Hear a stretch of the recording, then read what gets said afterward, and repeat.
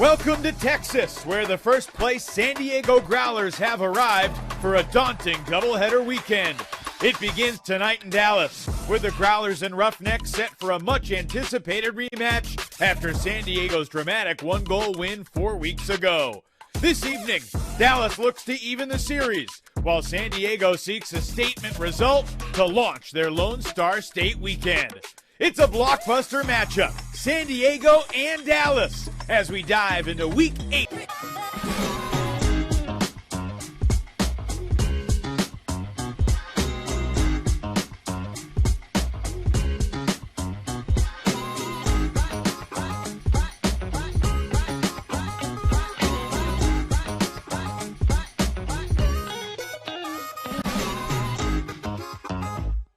For the first time this season, our Friday Night Ultimate Journey takes us to Texas. Welcome to Dallas, where tonight the 5-4 Roughnecks host the San Diego Growlers, who are in first place in the AUDL's West Division as they begin their Lone Star State weekend tonight in Dallas, tomorrow in Austin. It is going to be a heck of a battle for the Growlers as they try to stay in the top spot. Austin and Dallas tied for second. You see the Austin Soul and Dallas Roughnecks 9 games into the 12-game season. San Diego still has half a season ahead of them. Good evening, everybody. Welcome to Free Friday Frisbee. Evan Lepler with the delightful Megan Tormey. And look, the Dallas Roughnecks are playing with a huge sense of urgency. They went 1-1 on the West Coast last weekend. That was enough to kind of keep them alive. San Diego, they know this is going to be a really challenging weekend. They do, and they feel like they will be so much more in control of their fate if they walk away with 2 wins this weekend. But Dallas is in an entirely different position. They need to prove that they can put the pieces together if they want to keep their playoff hopes alive. Well, the Growlers making their first ever trip to Texas. The Texas teams in the West Division for the first time. Goose Helton, the first guy in league history to play in every single division, so nothing throws him off. The former 2-time MVP, he's also coming off, Megan, his best game of the year. 5 assists, 3 goals against Austin last Sunday. Goose is proving that there really is nothing he can't do. They put him in a handler position this year because they needed stability, and stability is what he has offered his team. He has helped bolster their goals and really been the kind of player that they look to when they're down and need just a little extra motivation. Helped to change the culture of that team, too. For the Dallas Roughnecks, Kyle Henke, look, it's his first year with the team, but he has been a huge offensive force downfield, playing through the broken wrist these last couple of weeks. It doesn't feel like he's lost much of a beat. It's incredible. The kinds of plays that he made when he played on the Austin Souls were just jaw-dropping. Now you see the film we have of him, all with the cast on. He's able to do absolutely incredible things, even when he's not 100%. They have really used him on offense in interesting ways. The unfortunate news for Henke is tonight will be his last game of the year. He learned this past Tuesday that his fractured scaphoid is not healing properly, so he's going to have surgery. We'll see what kind of send-off he can have for the 2021 season. Travis Dunn, not going to make it easy for Henke and Hernandez with the Roughnecks. Jay Frood, 3 blocks in his return to the D-line last Saturday against San Diego. The cameras are shining bright. Coach, be ready. Roughnecks, Growlers, Free Friday Frisbee coming up.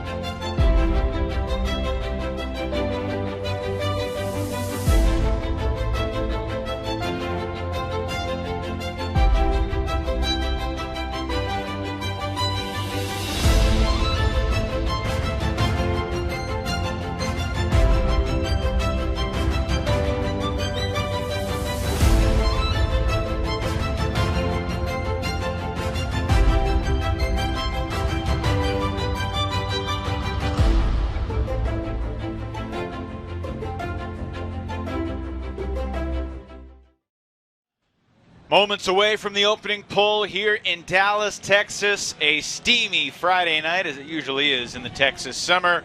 Bit of a breeze, though, will help to keep it cool. And a reminder, Ultimate fans can play in the free AUDL pool on DraftKings for a shot at $1,000 in prizes. Totally free. Just answer the series of questions about the results of the second half, and if you get enough correct and take home, then you can take home your share of $1,000. Last I checked, there were about 16,000 people entered. Megan helped me fill out our combined ballot before the game today. And look, Kevin Stewart, the head coach of the Growlers, he's been the leader of this franchise since the beginning. He comes into this weekend with high expectations, but also an understanding that it's going to be a really tough task playing in Texas for the first time. Gabe Hernandez is the center handler on the opening O point for the Dallas Roughnecks.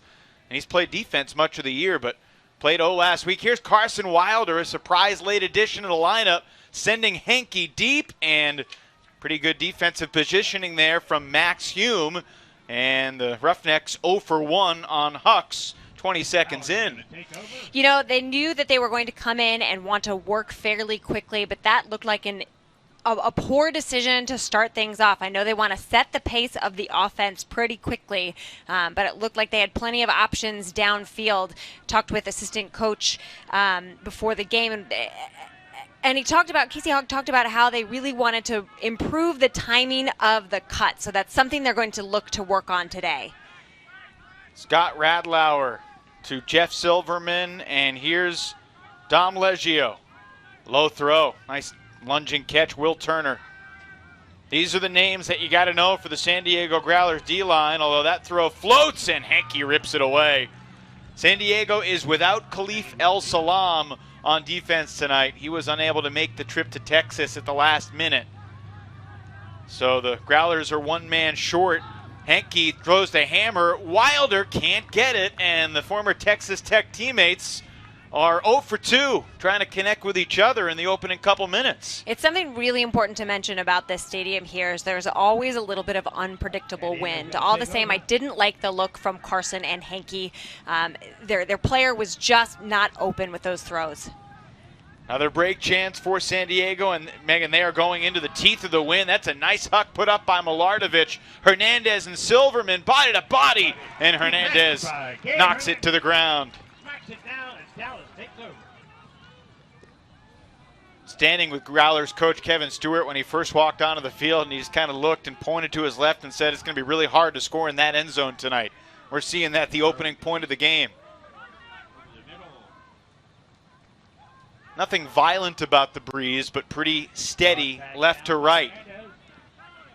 Dallas with the wind at its back, and certainly the hammer was overthrown from Henke. Kaplan Mauer's back in the lineup. But for the Roughnecks, no Dalton Smith, and the bigger news, Megan, no Abe Coffin. Abe broke a bone in his left wrist in the third quarter last Saturday against San Jose.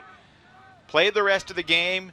He said he thought he just jammed it, but later that night he couldn't open a jar. Here's Henke in the end zone for the Roughnecks, and finally, after nearly 3 minutes, Dallas converts.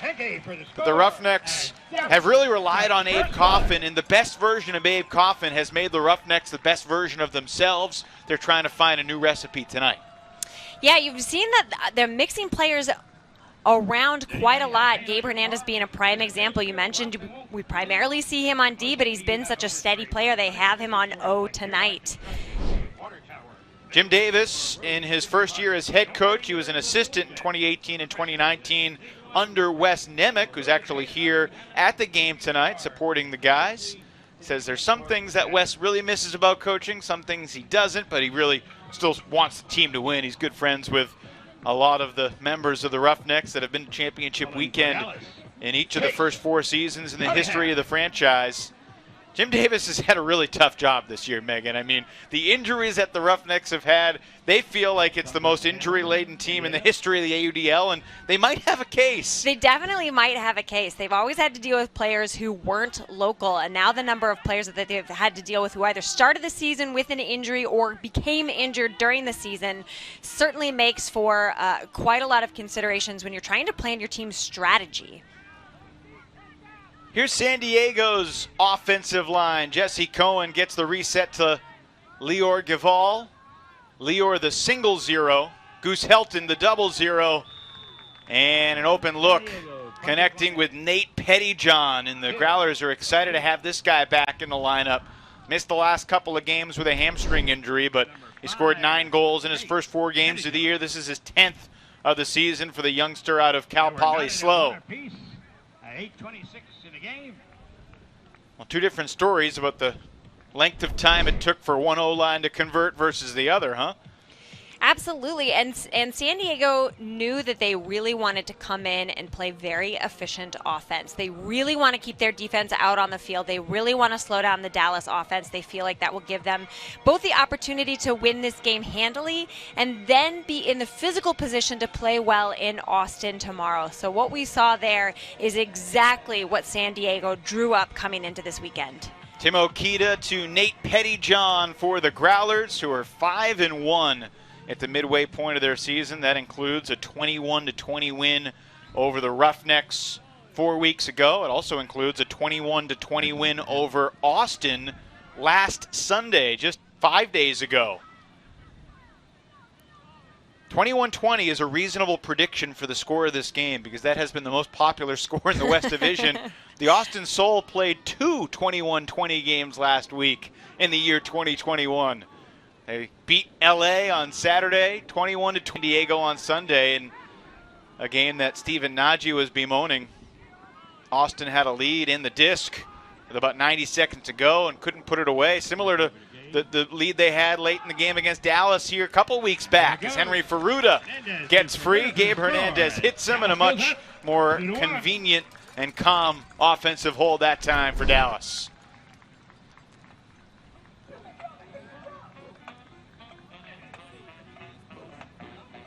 Gabe Hernandez in the game Saturday at San Jose had 82 completions. That's 45 more than his previous career high in any game in his career. He's 82 of 83 against the Spiders, and he hasn't even played a lot of O-line in the AUDL. You know, I really think that we are just starting to see precisely how talented of a player he is. The way that he is able to step up for his team, the way that his team needs him, very dynamic and very flexible. Yeah, I agree with you. I mean, Hernandez, just 25 years old, will be 26 in November, the former Callahan winner out of Stanford. Here's Goose Helton, bluffs the flick. Goose Helton has a pretty good history battling the Larberg brothers in big games. I imagine there'll be a little chirping out there tonight. Helton shoots it deep. Second defender is Ben Lewis, and it was deflected and incomplete. Should have been caught. Hunter Corbett unable to haul it in.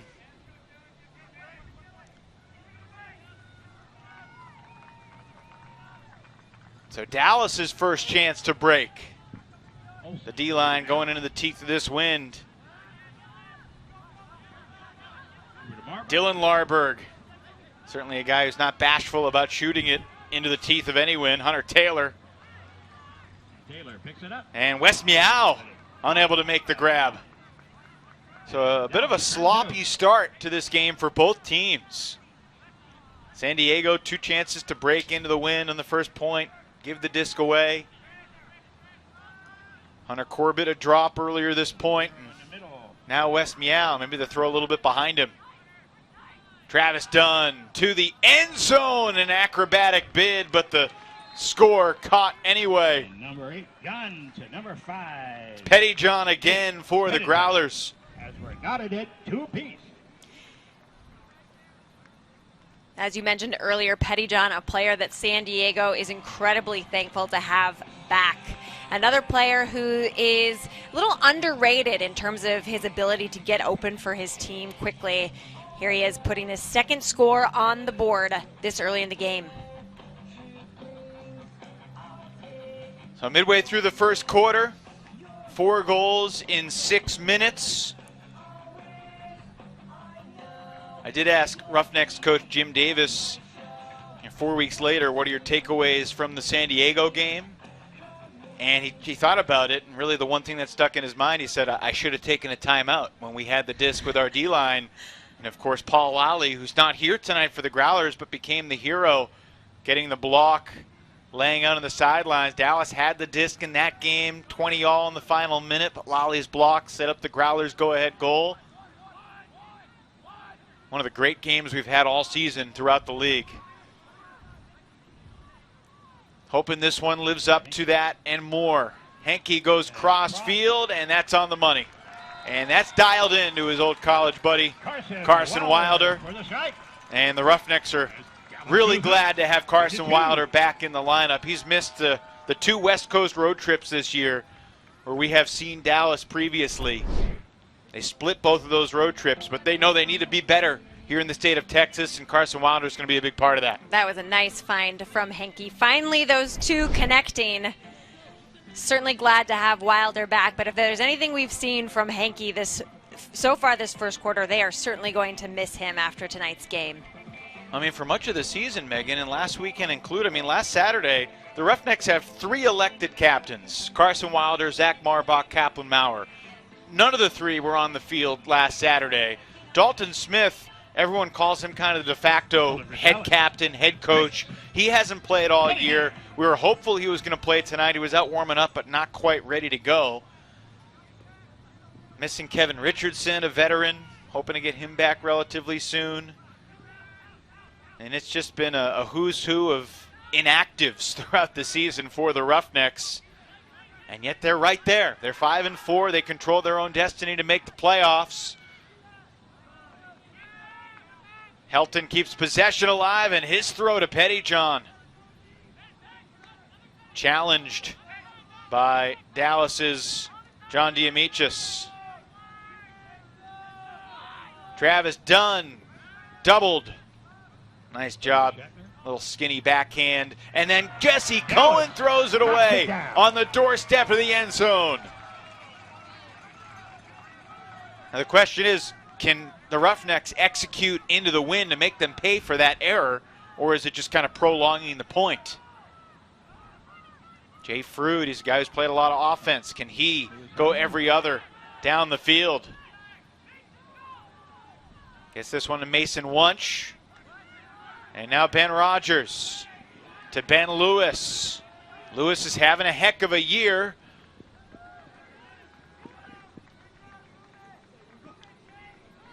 Diamichis throws it up the line, and Lewis has it for the break. Lewis, as Dallas goes up. So the Jesse Cohen goal line error comes back to haunt San Diego, and Dallas takes a 4-2 lead. Do you play locally? Did you come with your local team? Talk about having a nice line on the field at the right time. Matt Armour, Jay Frood, both people you trust a lot with the disc, and Ben Lewis is having a heck of a season. No surprise seeing him in the end zone to punctuate that break. Yeah, Lewis, 7th in the AUDL, league-wide in plus-minus entering the weekend. The guys that are ahead of him: Philly's Greg Martin, Madison's Kevin Pettit-Scantling, New York's Ben Yott, former MVP, Austin's Eric Brodbeck, who we'll see tomorrow, Raleigh's Anders Jungst, Chicago's Pavel Giannis, and then Ben Lewis. And I think one of the reasons is exactly what we saw. When his team gets a block, he is ready to play O. He is ready to seal the deal and convert for a break. Now San Diego's offense going into the win for the first time. And it is not the basic O-line. Milardovich has played a lot of offense in his career, but he's a D-line guy now.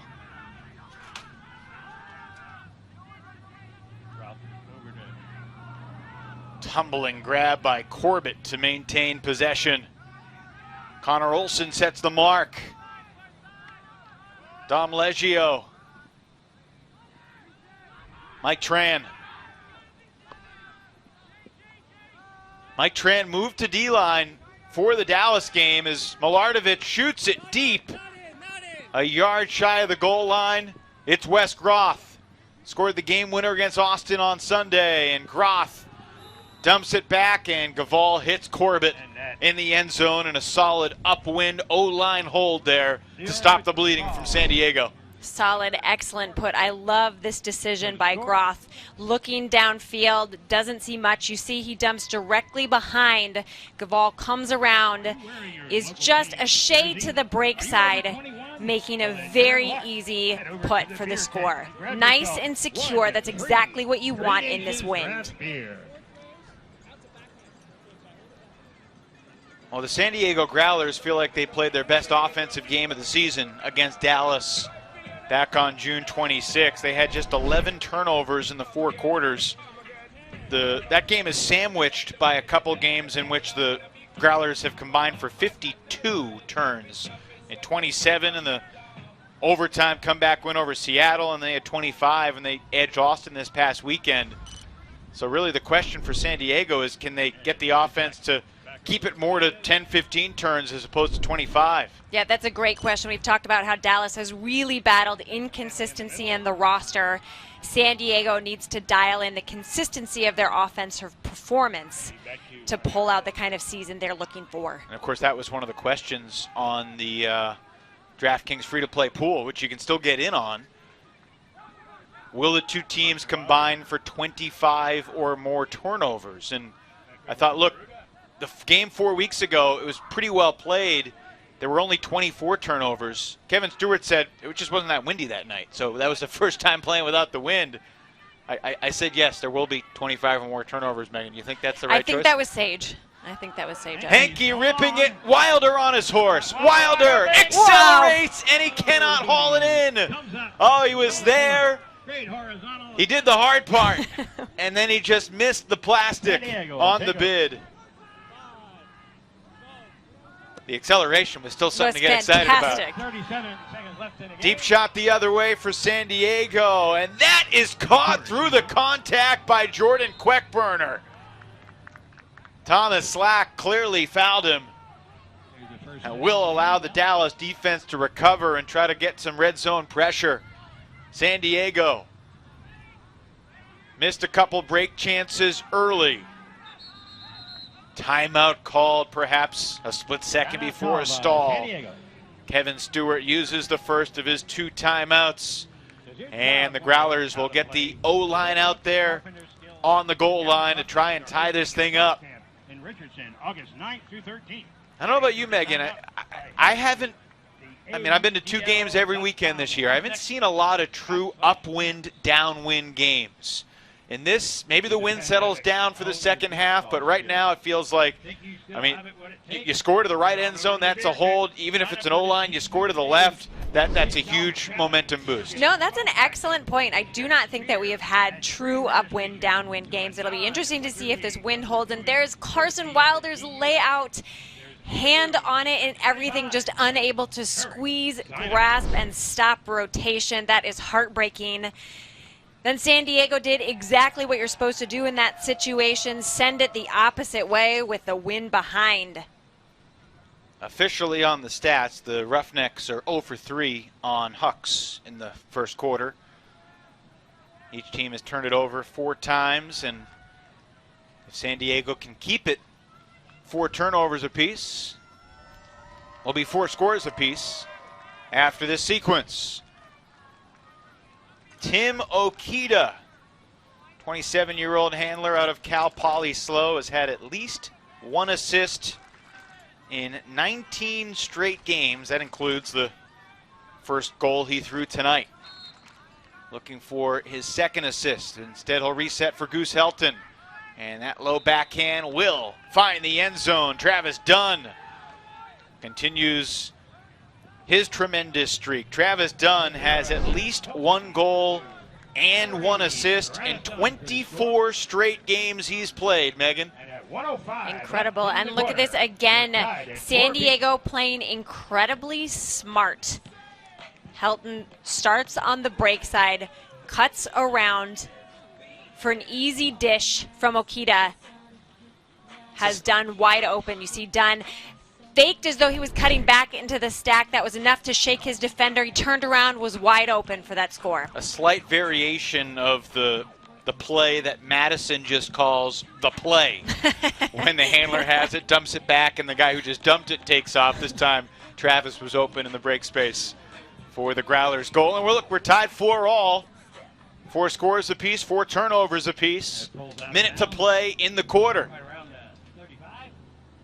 Dallas will take over with a short field to work against.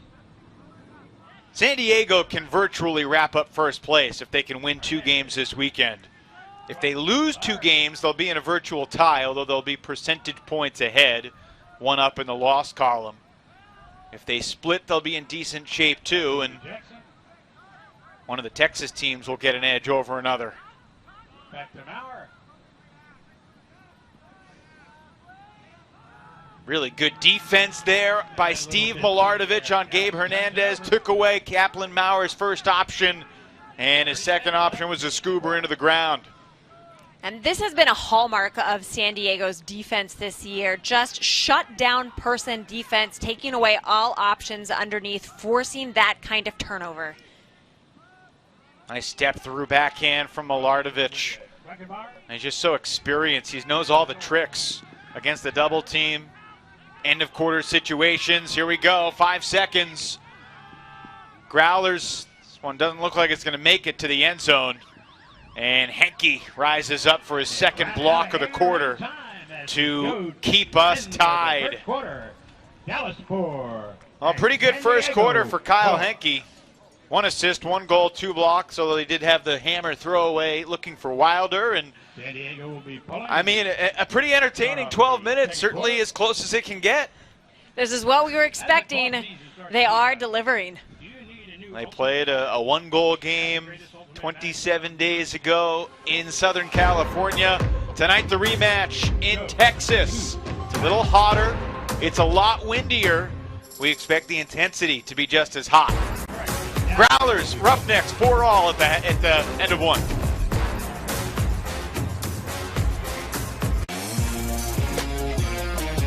They say there's no such thing as a free lunch, but there is at DraftKings. You can compete for thousands in prizes in our free-to-play pools without spending a dime.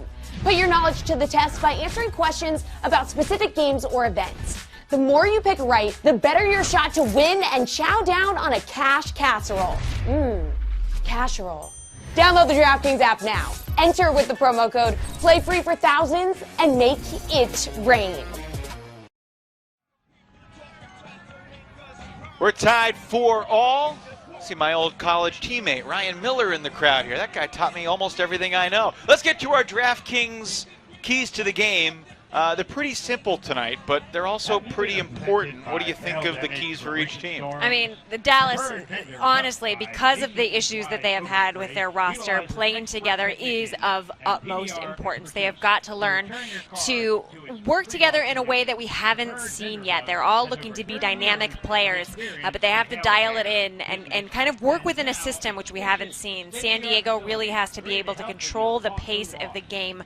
Playing fast is the way they can do it. Like you said, very simple keys, but incredibly important when they execute it. Kevin Stewart basically told me that, look, we want to get our O points done quick and then shuffle in our 13 D guys to really make their offense the key for the Growlers, and they'll start the second quarter on offense going downwind. And don't forget, you got 1 quarter left to get in on the action tonight. DraftKings has you covered. You can play for free when you sign up with the promo code AUDL. Just download the DraftKings app and make your picks on the results of the second half for your shot at $1,000 in cash. And how about this week, if you live in one of the states where the AUDL is on the DraftKings Sportsbook, you can actually wager on these games, which is exciting. Growlers technically a half-point favorite according to DraftKings. Basically means this is a pick 'em. Certainly what it feels like to me. Tim Okita launches a blading flick. Lewis gets a piece of it, and that one's not coming back. Ben Lewis with his 13th block of the season for the Roughnecks. That disc looked like it was fading a little early, but still, you got to credit Ben Lewis for getting into position quickly to knock it completely out of contention. And how about that hammer from Chase Cunningham over the double team, the entire width of the field. Wunsch settled under it. It was just a hammer to space, because there is plenty of space. Armour's throw pops up. An old school jump ball deflected around, and it finds Jay Frood. He just turned around and look, the Frisbee was right there. I think that was well said, Evan. The disc did find Jay. I'm not sure Jay found it. Great opportunity here for Dallas. Each team had one break in the first. Cunningham to Frood. His throw pops up. Wunsch unable to make it. And that's an incompletion in the red zone for Dallas. Couple of throws from Dallas there really helped highlight the type of wind that they're fighting against. Very seasoned throwers, putting a lot of spin on the disc, and yet that disc popping up unexpectedly. And then Helton. Slight miscommunication there with Dunn in the end zone. So the Roughnecks D-line with a chance to pick it up on the goal line and convert the break. It's Cunningham, the quarterback, and he'll hit Jay Frood running across the front of the end zone to give Dallas the lead.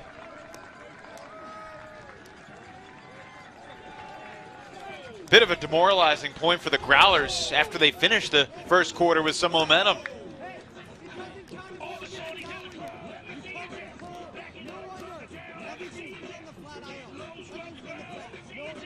Yeah, it was Brandon Muffin Malachek out there yelling, it doesn't count unless we get the score downwind. I mean, that's how they're thinking about this game. That was a break, but it'll be a break again if San Diego holds here offensively. At least that's how they're thinking about it. And that's a great way to think about it. You really have to wrap your mind around the importance of holding once you have managed that upwind score.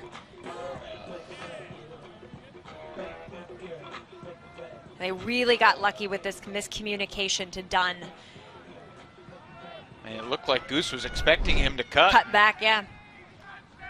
Ben Lewis, I mean, really might be meriting all AUDL consideration for what he's done. I mean, he has been the constant, Megan. He's one of just a couple guys that's played every single game for Dallas this year. Helton still out there, guarded by Chris Larberg. Chris's brother Dylan is downfield. Defensively on San Diego's Kyle Rubin.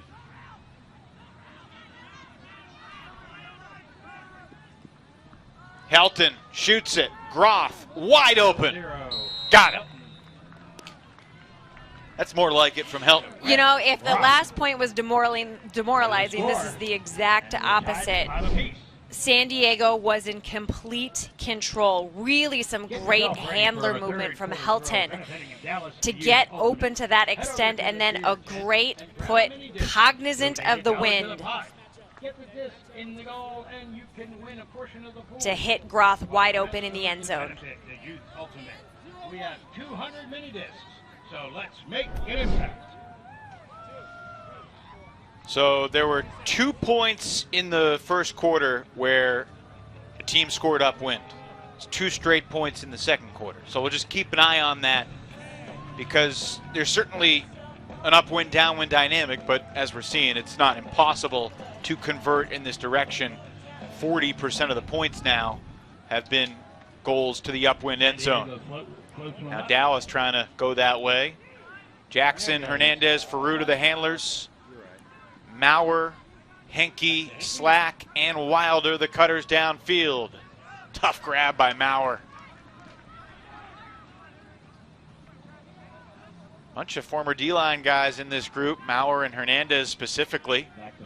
Matty Jackson's played a lot of D in his Dallas career. Deep shot goes up, not sure what the thought was here, but Carson Wilder goes up over 2 Growlers to make the play. Perhaps the thought was, we've got Carson. I doubt it. And in the score, Kyle Henke's got the goal. Henke grateful for Wilder's highlight in an off-kilter possession that somehow worked for the Roughnecks. Unbelievable grab from Wilder. You see him going up before both of his defenders to make that grab.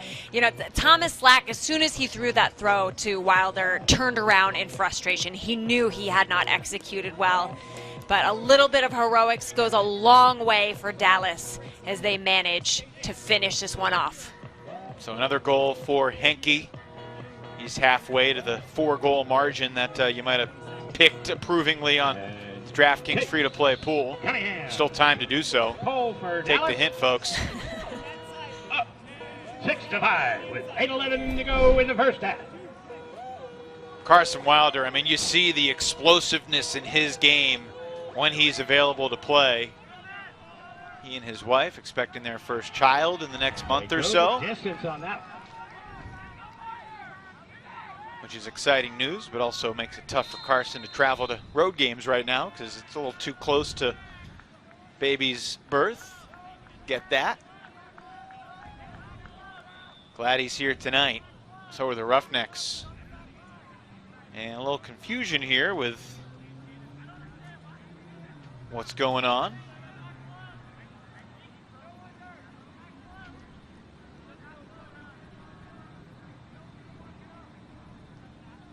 Megan, how do you feel about the new officiating jerseys this year? It took me a minute, but now I love them. Acquired taste. Yes, maybe by week 3 I was like, I'm on board with this. But when I first saw them, I thought that they were potentially too, the color was too much like a potential uniform. I hear that critique. Travis Dunn was fouled by Jay Fruit. Jay called it on himself if the officials didn't make it first. Good integrity there from Jay. I'll be honest, I kind of want an officiating jersey, but I really want one of the officiating hats. And I'm not picky. There's the white hat for the head official, and then there are the black hats with the blue AUDL logo. I kind of want one. Can you believe they haven't given me one yet? Honestly, no. Matt Armour can't believe that they called that foul on him, but Tim Okita thought it was a foul, so the Growlers will maintain possession. Okita marked by Armour. Rogers pestering Gavall in the reset space. They get it to Gavall anyway, and his throw pops up.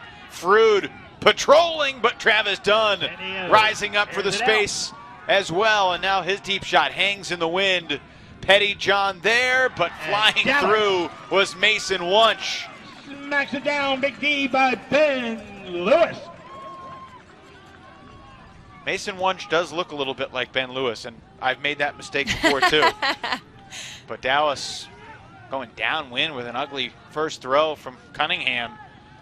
And San Diego booms it up the line. Okita to Corbett. So a pretty sloppy point, and then bing, bang, boom, San Diego bolts into the end zone to tie the game at 6. Okita to Hunter Corbett for the score. One thing I have to say about San Diego so far is they really look as prepared as they can be. There have been some sloppy moments, but they recover very quickly, very nicely. Mark your calendar for July 28th at 6 a.m. And you know, I was thinking about this weekend and what it must be like for the coaching staff to have to prepare, because obviously you want to walk away from this weekend with 2 wins, but even if they split it, they're still in a really great position. But that's almost a dangerous mindset simply because they've had such close games with both opponents. It's be unclear which game you should gun for more, and it just seems like San Diego dug in and had the utmost confidence in their team and their ability to pull out 2 wins if they prepared appropriately for both games. Dallas has its final 3 games of the year here in Texas, 2 at home in Dallas, and then the 1 at Austin in early August. After tonight, Meagles, the Growlers have their final 4 games of the year in Southern California. 3 in San Diego, Seattle, LA, and San Jose, and then 1 trip just up the I-5. Now that can be a really long journey depending on traffic, as you and I have found out, but geographically it's a relatively close trip for the Growlers' only road trip. And look, they are in command of hosting the West Division title game if they can take care of business, not just this weekend, but on the road ahead. And that certainly would make a difference, just because playoffs, obviously you want the home field advantage, but when your alternative is to potentially play in Texas, it becomes even more important to claim your turf.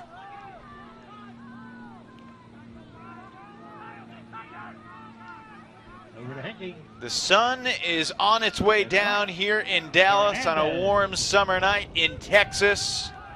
Back to Ferruda. It was a great full moon last night, so maybe we'll get some fantastic shots of the moon this evening in the second half. Contact call. Contact called. Against Dallas. It's against the Roughnecks, so Ferruda will march backwards. I mean, Ferruda's another guy who was on the injured list after going down in the season opener. Zach Marbach has literally played 1 point this year.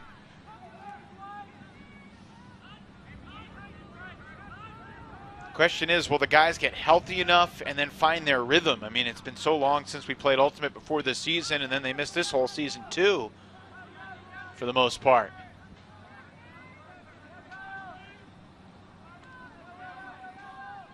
Certainly wrist injuries common for Abe Coffin. He missed basically his whole 2018 season because of a wrist injury, but it was the other wrist. I said, what is it with your wrist? He said, I just need to stop falling on them.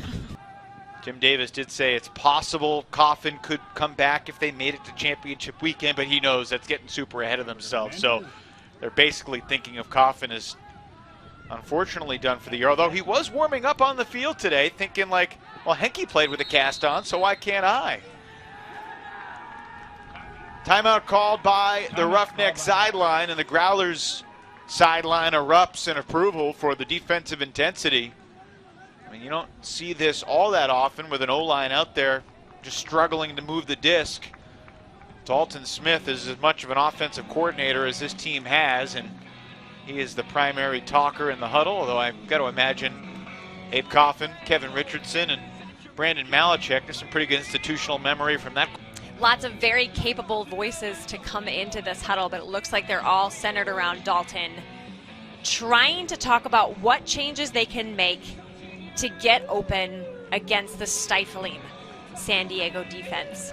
You know, I mentioned it earlier, but talking with Casey Hogg before the game, he felt like people were relying on their talents as opposed to dialing into a system. So really focusing on the timing of cuts instead of it coming a second too soon or 2 seconds too late. Trying to time things so that you look up the field and know someone is cutting.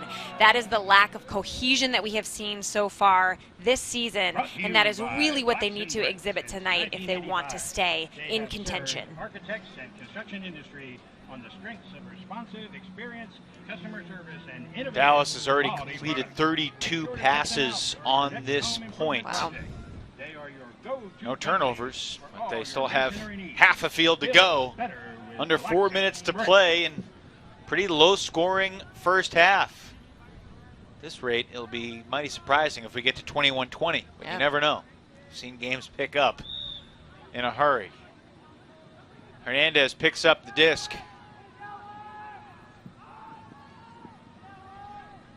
I mean, Gabe Hernandez is a super capable O-line handler, has been in college, club, pro. But it says something about the state of the Roughnecks team that it's Hernandez and not Coffin or Smith or Malachek or any number of other handlers that have picked up the disc for Dallas through the years, even Ferruda. Here's Matty Jackson, back to Gabe. And this is the kind of deep point San Diego was hoping for. That throw floats up, stays there, and the Roughnecks get a gift.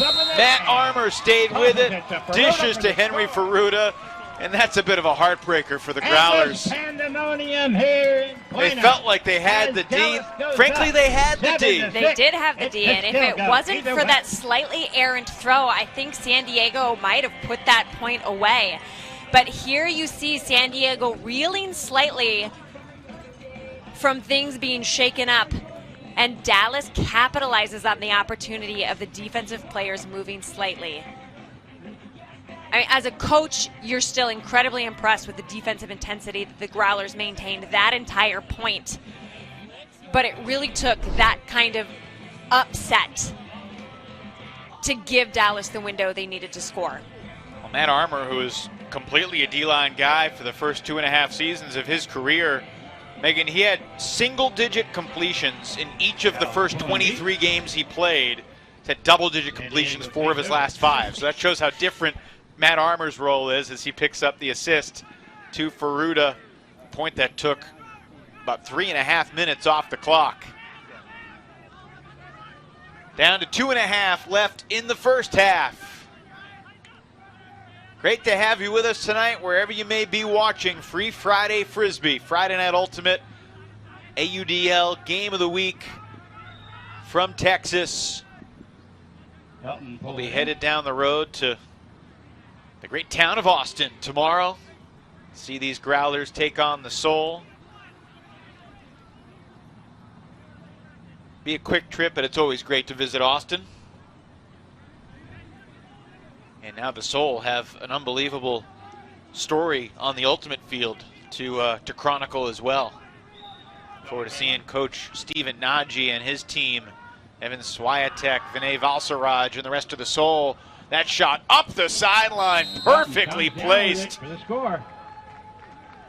And we're knotted again at 7. Helton shows off the wheels at age 37 up the line, beating Chris Larberg on a really nice throw from Cohen.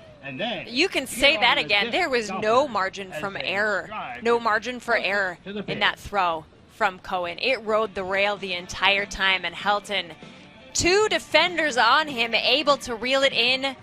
Not at all shocking to see that kind of play from the one, the only, Goose Helton. So, Megan, Goose is one of the few folks that's been associated with the AUDL longer than you. I mean, he joined the league in 2012. You started broadcasting games in 2013. What do you remember from Goose as a member of the Chicago, then Wildfire, back in 2013? Honestly, something very similar to his role here at Growlers, in that he's someone everyone looks up to in terms of his work ethic, in terms of his ability to bring a very calming yet intense voice in the huddles. And, you know, if nothing else, you just watch Goose and you are inspired. He is constantly working, and his intelligence and ultimate acumen has only sharpened over the years. That's well said. It's fun to talk to his teammates. And Henke, oh goodness, gosh. he only had one hand, and it was not the easy hand that was meant to make that play. He's at the slack.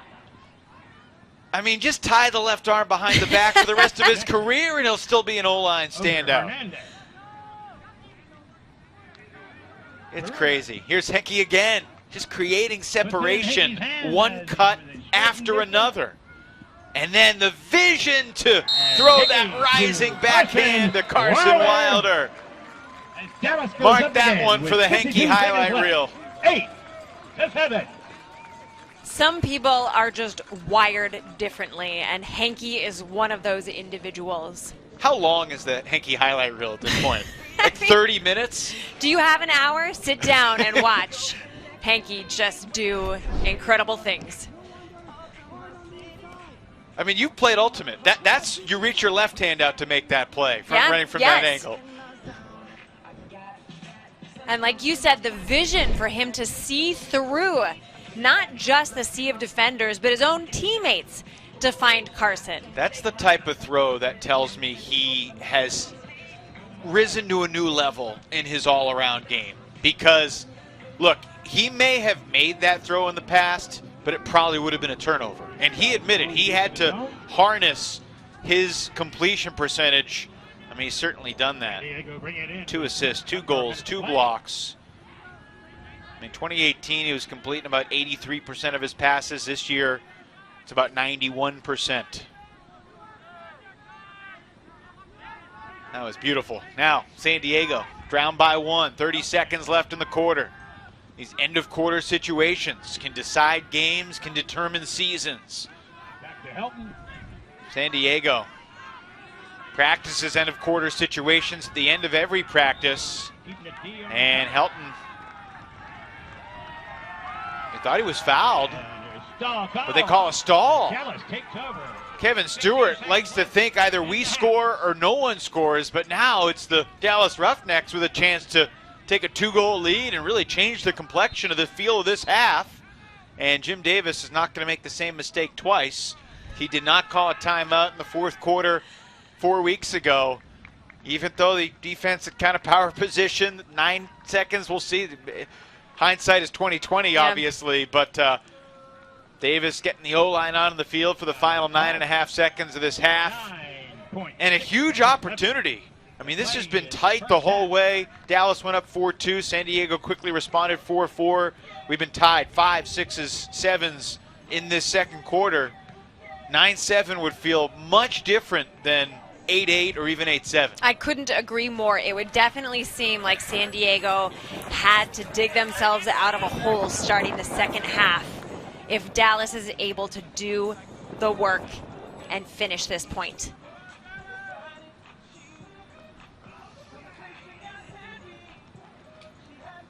So the Roughnecks offense, which look last Friday night in Seattle, their top 9 disc distributors all had at least one turnover. They lost the game 22-18. Give credit to the Cascades, obviously. They were electric. But it was just too many mistakes from too many different main cogs. Of course, they'd love to have Abe Coffin, who had a rough night Friday, but bounced back brilliantly on Saturdays. Abe, if you joined us late, suffered a broken left wrist in the third quarter of the San Jose game. He said he thought he just jammed it.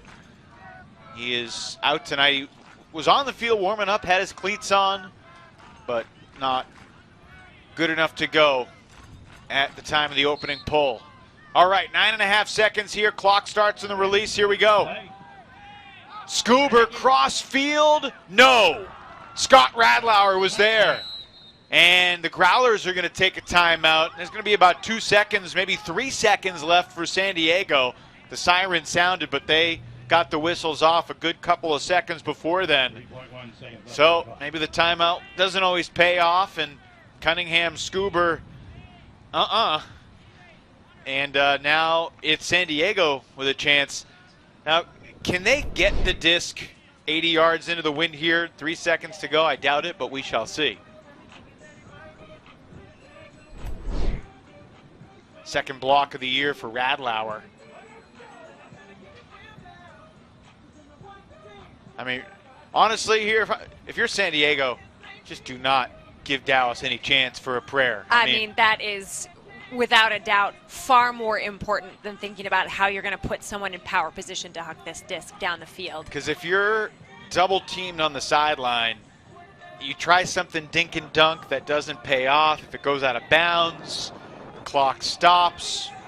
We've seen disastrous sequences like that before.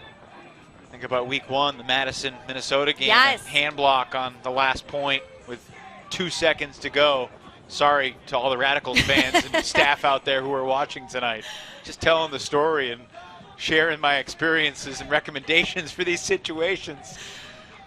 Seems like the Radicals have given us a couple of cautionary tales that we will continue to reference for years to come. They sure did, and it's hard to talk about great Seattle Cascades victories like we were last Friday night without bringing up another one. But hey, we got an end of the quarter situation here, so we're not going to share the details of that 2016 semifinal where a 7-point deficit was overcome in the second half. We're not going to go down that road. We only got 3 seconds left. It would be foolish to talk about that Will Chen throw or that Donnie Clark block. Crossfield to Corbett. Will he be able to get it off? No.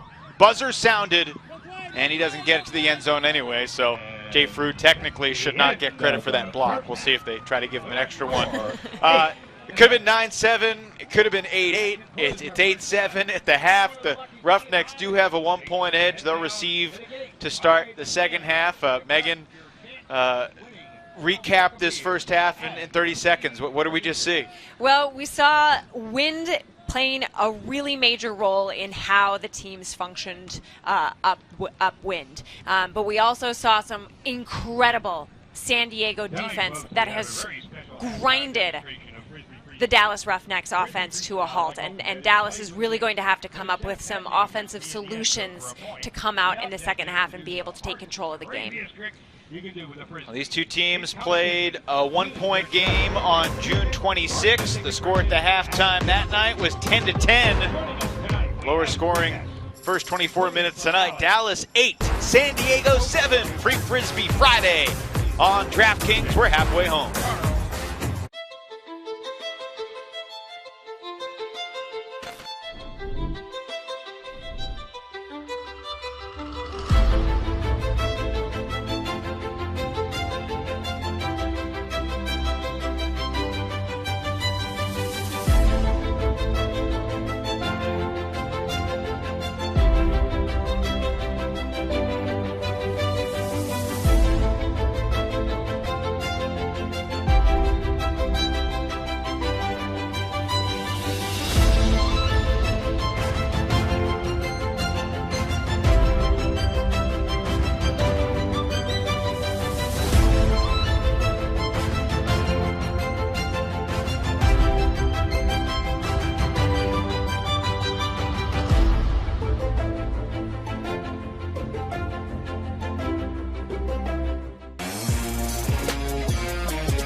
They say there's no such thing as a free lunch, but there is at DraftKings. You can compete for thousands in prizes in our free-to-play pools without spending a dime.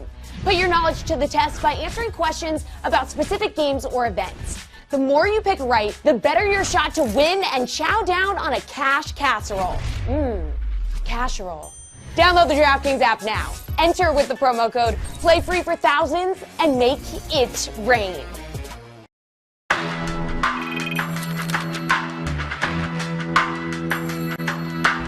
Welcome back to AUDL Weekly, and it's now time for Lepler's Locks presented by DraftKings. A reminder, you can participate in this week's free-to-play pool on the DraftKings app for Friday night's game between San Diego and Dallas. Just sign up using the promo code AUDL and answer the 10 questions about the results of the second half.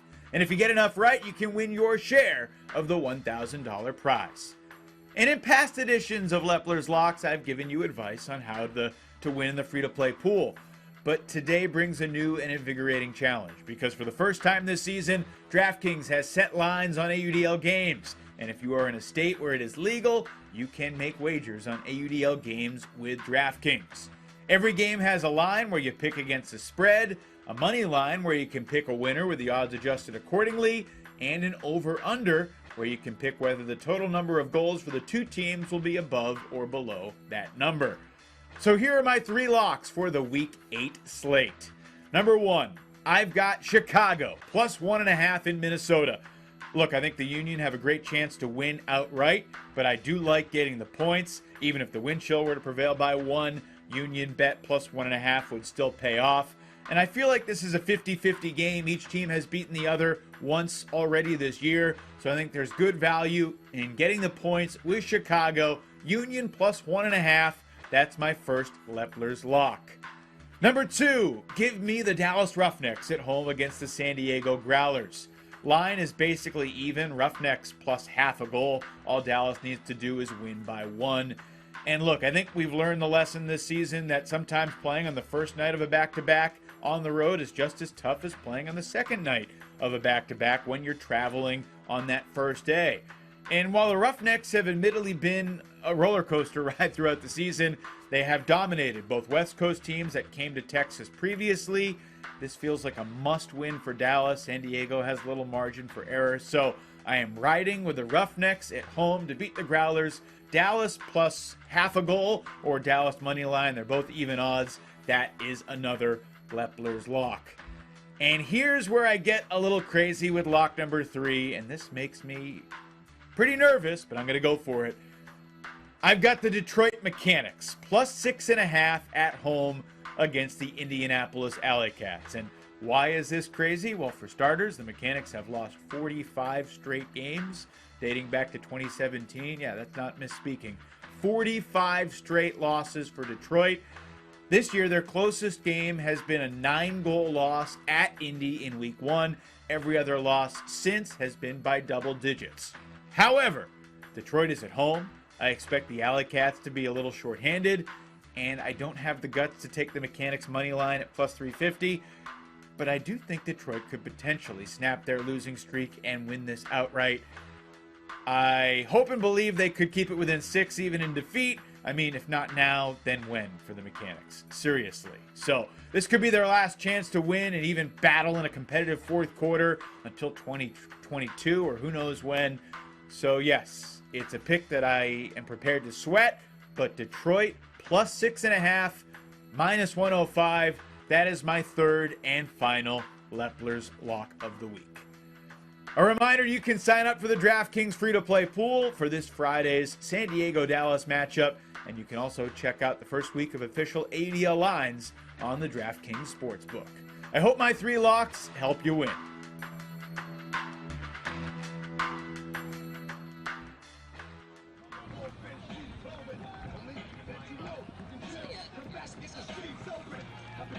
The Roughnecks lead the Growlers 8-7 at the half.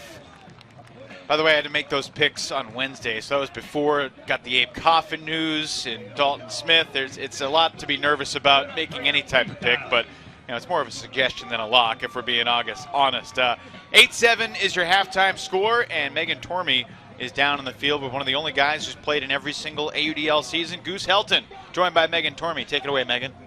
Thanks, Evan. I am joined by Jonathan Goose Helton from the San Diego Growlers.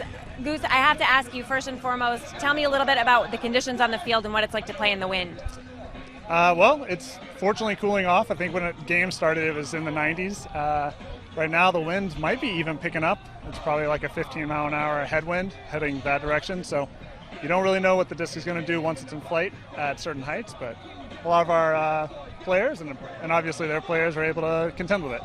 You have to be pleased with your team's defensive performance this game. Are you going to change anything up in the second half, or how are you going to dial it in defensively and maintain that pressure?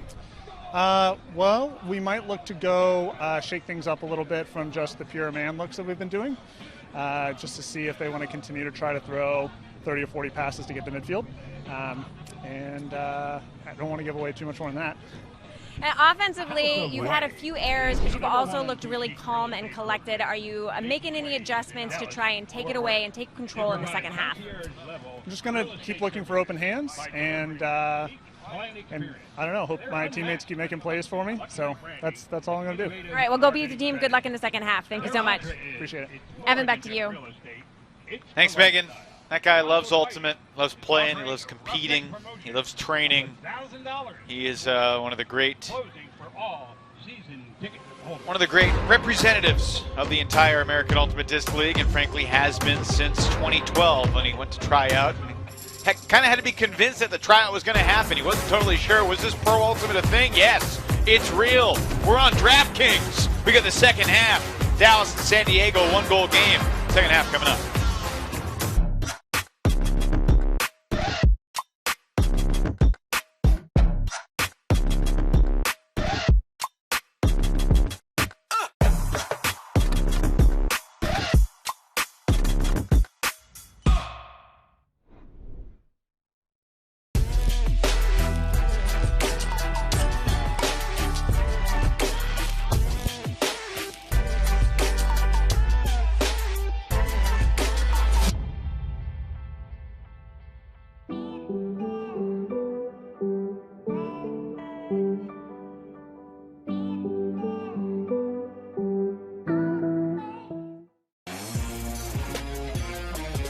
They say there's no such thing as a free lunch, but there is at DraftKings. You can compete for thousands in prizes in our free-to-play pools without spending a dime. Put your knowledge to the test by answering questions about specific games or events. The more you pick right, the better your shot to win and chow down on a cash casserole. Casserole. Download the DraftKings app now. Enter with the promo code PLAYFREE for thousands and make it rain.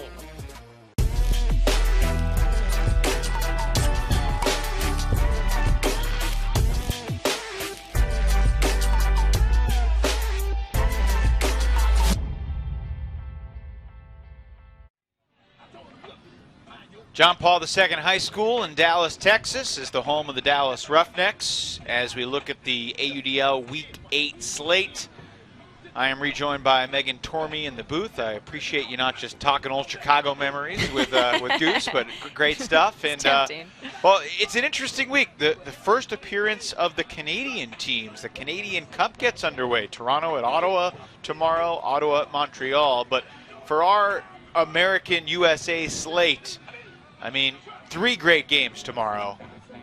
First place versus second place in the Central, Chicago at Minnesota. First place, second place in the Atlantic, New York and Atlanta. Both those games starting at 7. And we'll be watching those games on the computer while broadcasting San Diego and Austin at 8 o'clock. If you could only watch one game tomorrow, which would it be? I mean, which game are you most excited about? And hopefully it's the one you're calling, but I understand if it's not. Well, I mean, I am incredibly excited to see San Diego in Austin, primarily because I'm curious to see how San Diego's road trip game plan plays out for them. I think they have a great coaching staff. I think they probably came into this weekend as prepared as possible. Really excited to see that play out. I think it would have to be the New York Atlanta game. I am incredibly curious about the Atlanta team. The Atlanta novelty of it, too. They've never played before. True. It's the only meeting of the season between the Empire and the Hustle. Absolutely. Could not be happier for Atlanta, that program, how much, Miranda Roth-Knowles has built up that program and prepared for this kind of season. Who you got?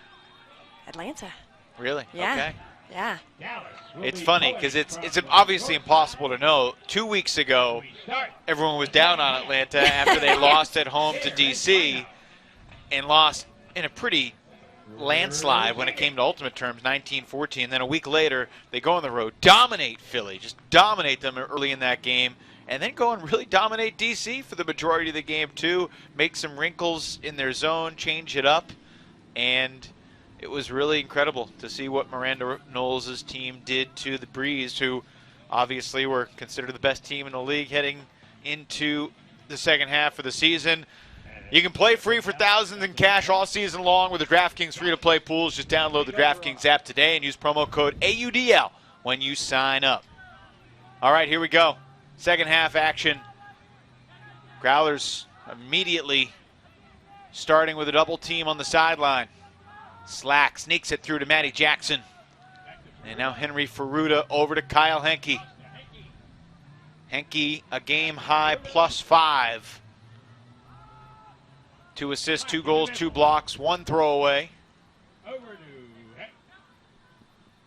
Gabe Hernandez with another strong half. He was 35 for 36 with an assist and a block. And it's Maurer to Wilder.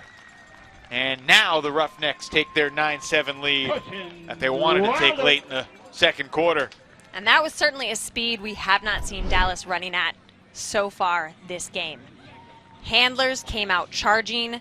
They looked for a couple of seconds. They were coming fairly quickly.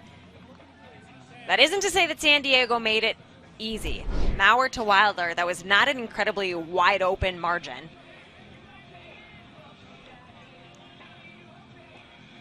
I want to do a quick shout out to Matty Jackson. He's 26 for 26 in this game today. And he's thrown for 84 yards and an assist. But he is not a guy to chew up yards downfield anymore. Megan, you have 200 yards more receiving this year than Matty Jackson does coming into the game. Because Matty's receiving totals, -200 yards for the season. And he's at -30 tonight. So congratulations, Megan. You're now 230 yards beyond Matty Jackson's receiving totals. And there's great defense. The Roughnecks double team trap works. I mentioned that stat to Jim Davis. He's like, that's totally fine. He keep playing exactly what he's doing. Be that reset, throw downfield, stabilizing presence. And that tells you something. You know, yardage stats are interesting, but Matty Jackson can be negative yardage stats and still be valuable to his team in the grand scheme, right, in what they want him to do. Absolutely, because he is a rock. He is solid. You can count on him to make good throws. And he's also an incredibly reliable reset handler. So you know his team always has him to keep the disc from stalling out. I'd like to think that if I was playing in the AUDL right now, I'd be up around -400 yards receiving. Here's Frood. Oh, what a catch!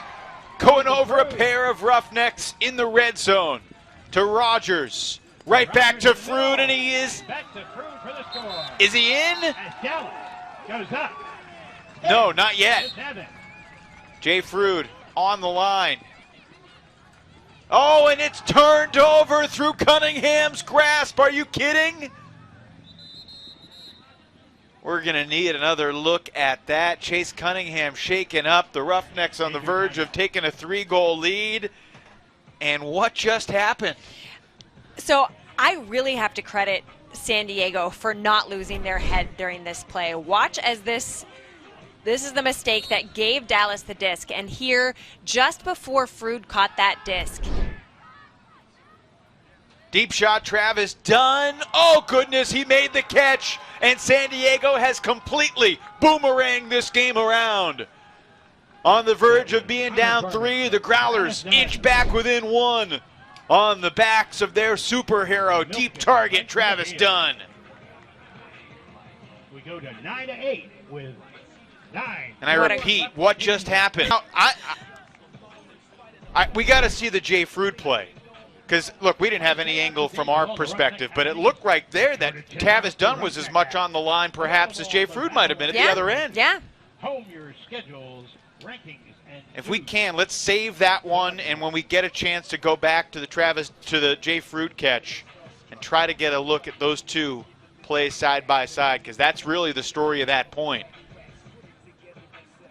Jay Fruit ruled to be on the line, not in. San Diego kept its composure, and the other subplot, I mean, a guy who's been dealing with injuries for too many years, Chase Cunningham, tore his ACL in the opening game of the 2019 season. So when the pandemic happened, I mean, he was super excited to get back on the field. Basically, it had been 3 years since he has last played in 2018 when he finally got to play this season in 2021. back to Fruit. Important point here for the Roughnecks. Back to Hernandez. Over to Ferruta. Ferruta and Hernandez playing catch. There's some positive receiving yards for Matty Jackson. Look out, folks. Back to Hernandez. He's coming for my record. Over to Ferruta.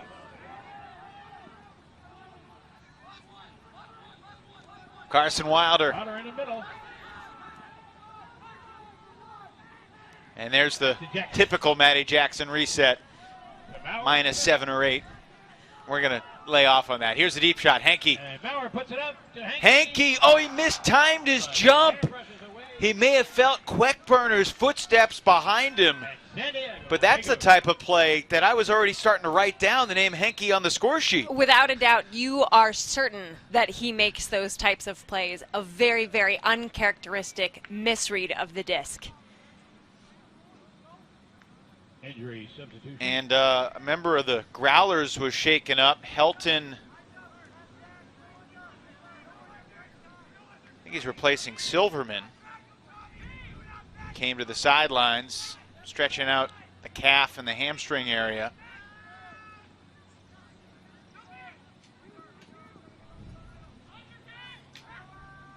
Hume to Will Turner. Turner's been a rock as a D-line handler for the Growlers. Back to Tran.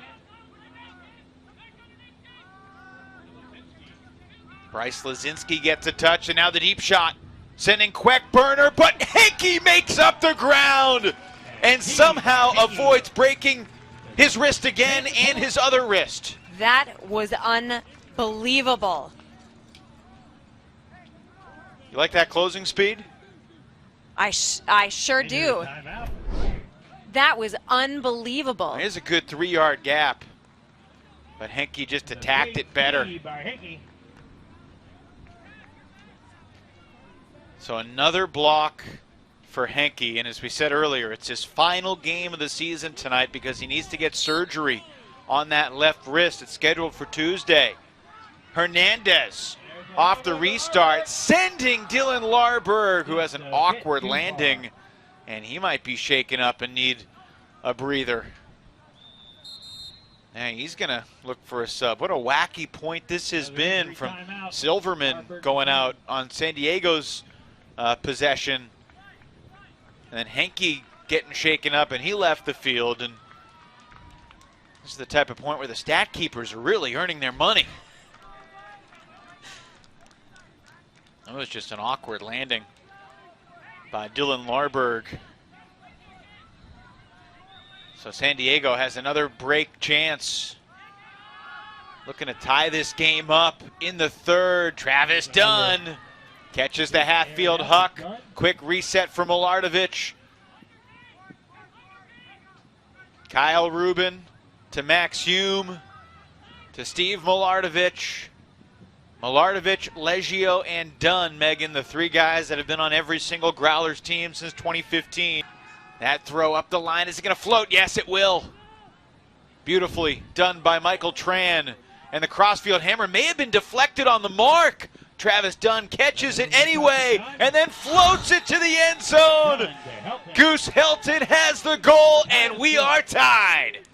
At 9 apiece. 6:44 left in the third quarter. There were a lot of throws thrown entirely on faith that point. Do your kids need that one last hurrah on summer? I think we can credit Dunn with 2 incredible saves that point. Dallas Roughnecks camp in Ridgeway from August 9th to 13th. You can sign up. What a wild sequence when it looked like it would be a quick, easy point with Henke in the end zone. Yeah. He got it back once, but then he had to leave the field because of this hard landing.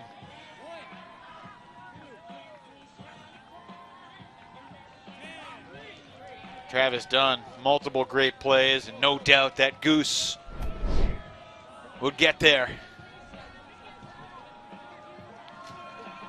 We've told the story before, but they call him Goose because when he was in college, he used to change his voicemail box a lot in his cell phone and just used Mother Goose rhymes. So they called him Goose. It's really as simple as that. It's kind of a dumb story, to be honest, but that's why Goose is Goose. Over to Larberg. Very few people call him Jonathan. Olsen to Larberg. Incomplete. Connor Olsen can't get there, and now all of a sudden, Megan, the Growlers could take the lead. Radlauer doubled in front of the Roughnecks bench. Nice job stepping through it, initiating the contact. They're going to call it on him. Usually the offensive player gets the benefit of the doubt in those situations, and that's kind of the teaching point as handlers have become more composed against the double team. You got to pivot through it if you can. He's called for the foul. Now gets it to Corbett. And Kevin Stewart signaling for a timeout. He'll get it with just under 6 minutes to play in this third quarter. The Roughnecks scored first with 11:13 to go. And that quick O point, Maurer to Wilder. They have not scored since. Or did they? I mean, Jay Frood was called out. We still aren't sure. And now the Growlers have a chance to take the lead on the back of Travis Dunn and Goose Helton and the rest of these SoCal kids. This has felt far more wild in the second half than it has in the first. Both teams have ratcheted up the intensity and the speed, and we've seen more errors as a result of that, but at the same time we've also seen the teams trying to take riskier or farther shots just to shake up the opposing team's defense. San Diego Growlers at 5-1, atop the West Division standings through 7 weeks. Still half their season to go. Dallas Roughnecks 5-4, tied with the Austin Soul in that 2 spot. Dallas and Austin play one more time 2 weeks from tonight. Wonder night that's going to be in the league. Austin, Dallas, also Raleigh at New York 2 weeks from tomorrow. That was the game of the year back in 2019. Double overtime classic in North Carolina, Empire and Flyers. See how the Empire fares tomorrow in Atlanta. Flyers riding a 5-game winning streak. Helton.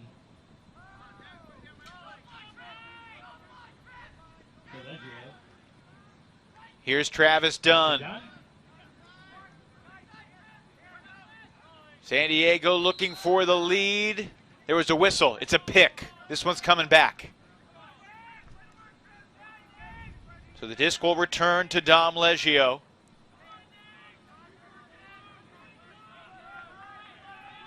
Contact called off San Diego. Just turned 31, Dom did earlier this month. Travis Dunn to the end zone for Helton to give the Growlers the lead. As San Diego goes up 10-9. It is the first lead of the night for San Diego. Registration for the DUA Fall League starts Wednesday at 6 a.m. Make sure to sign up if you want to play.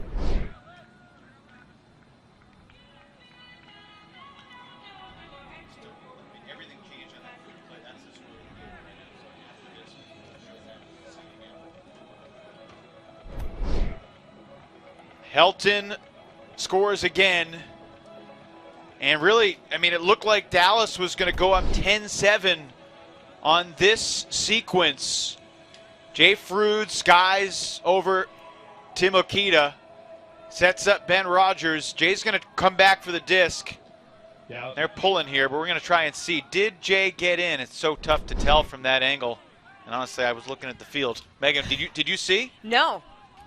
You were looking at the monitor. I but was you looking at the couldn't monitor. tell. I couldn't tell. Of course, at the other end, Travis Dunn catches the goal. He was close to the front line as well. They ruled him out one pass later. Cunningham dropped the reset. And now Dallas finds himself trailing when it looked like they were going to go up by 3. Over to Wilder. Back to Slack. Jackson handling over to Hernandez. To Maurer. This is a huge point for the Dallas Roughnecks season. Back to Hernandez. Henry Ferruda, marked by Zach Shackner. To Kaplan Maurer. Just churning up that break side. Back to Hernandez. Hernandez needs something. Scoobers it to Wilder. And here is Maurer again. Maurer in the middle. You can see the Roughnecks, they're in some ways a little tentative, although Matty Jackson takes the shot and Henke creates separation again. Will Turner's like, how does he keep beating me to that side? 10 all. And a critical goal. We're going to go back to a different camera angle of that Jay Frood play just to try and find out once and for all. Let's slow it down. Was Frood in his first point of contact? No. Okay, good call. He had possession with his foot still on the ground, shy of the 10. So the officials, as they do more often than we give them credit for, got the call right. Yep. Now, the Travis Dunn score at the other end, we'd love to see again, too. I don't know if we can re-rack that one, but right now it's 10-10 with 3:30 remaining in the third quarter clock. Mentioned it earlier, these two teams were tied 10 all at halftime 4 weeks ago in San Diego.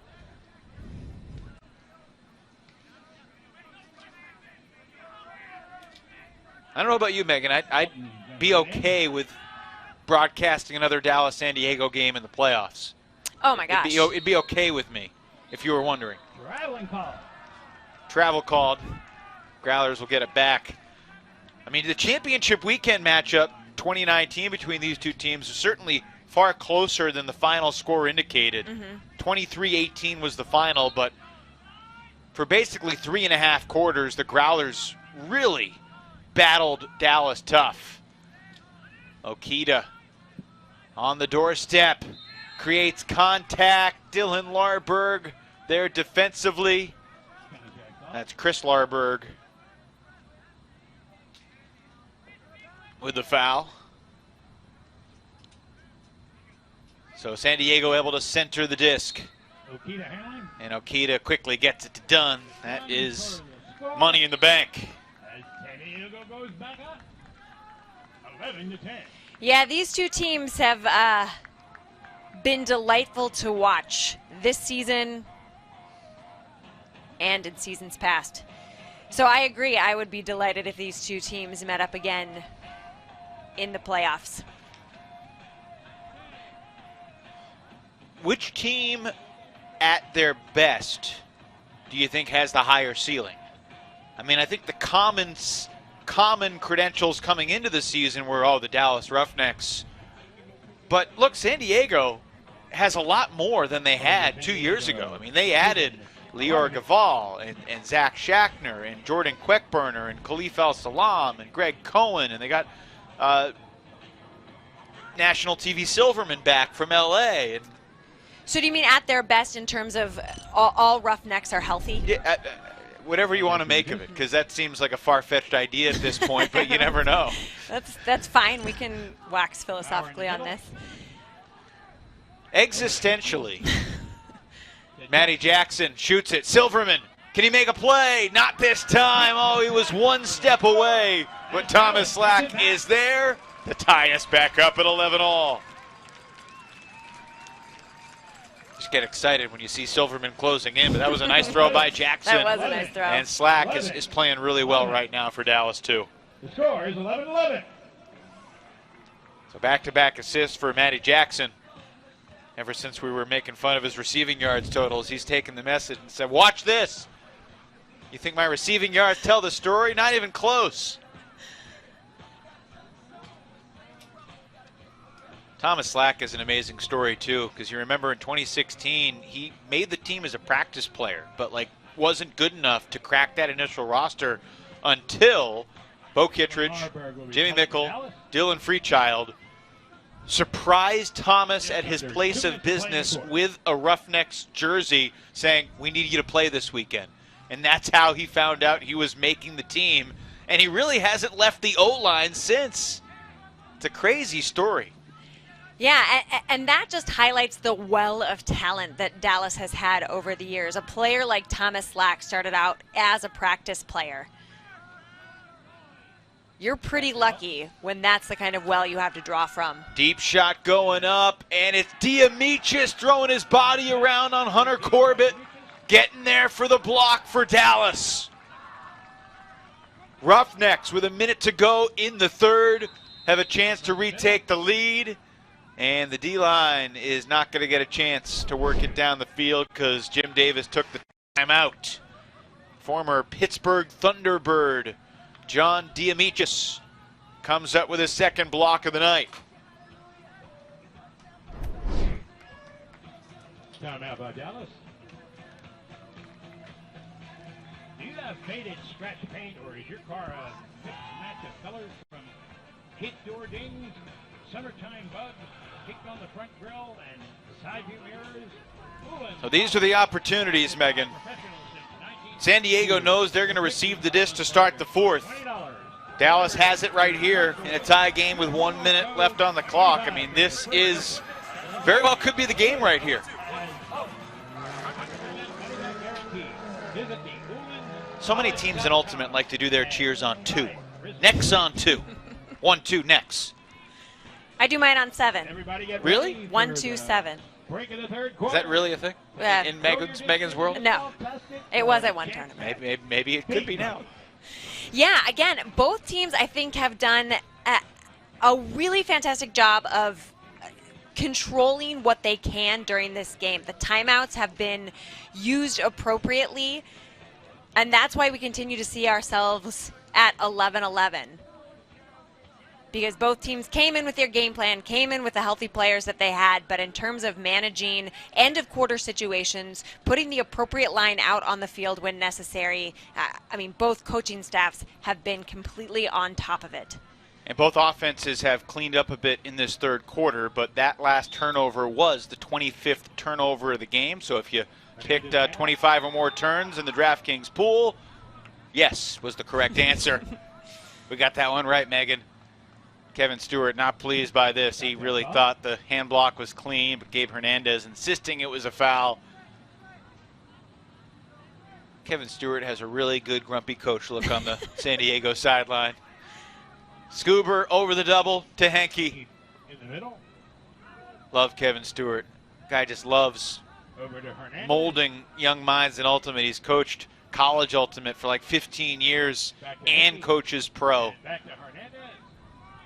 There's a foul away from the disc. Radlauer hitting Henke. Integrity rule, San Diego. I'll tell you, I wish we had 12 cameras just on that matchup, Henke versus Radlauer. Yeah. It's a real good one.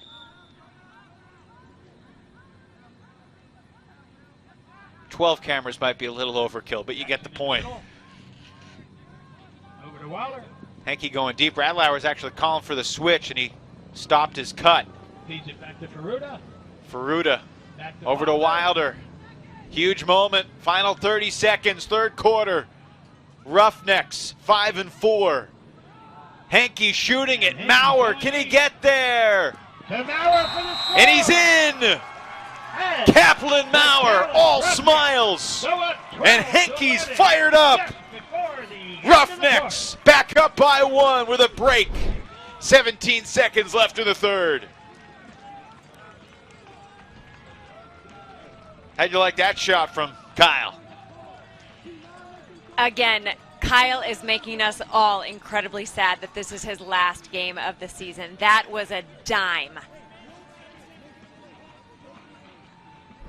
And another huge end of quarter situation coming up. Henke's now +5. No one else on Dallas is better than +3. 3 assists, 3 goals, 3 blocks.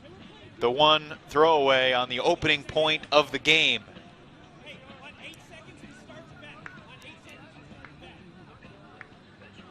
All righty.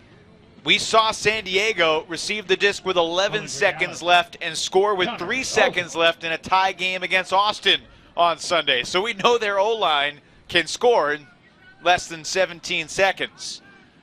That pull with the wind carries out the back. So that comes 20 yards out the front of the end zone, 40 yards from the back of the end zone. And Helton will start the possession from there. Clock will start on the release of the first throw. Interesting that Travis Dunn starts in the backfield, parallel with Helton. Helton flicks it downfield to a wide open teammate. And then the deep shot goes up and it is ripped away. San Diego, Nate Pettyjohn saying he had it first. Well, there was a travel called. And meanwhile, Jay Frood is down. Jay Frood is down. A lot going on here. Did Pettyjohn get it first? And then perhaps more importantly, what happened to Frood? He got kind of cut by the leg of Pettyjohn unintentionally.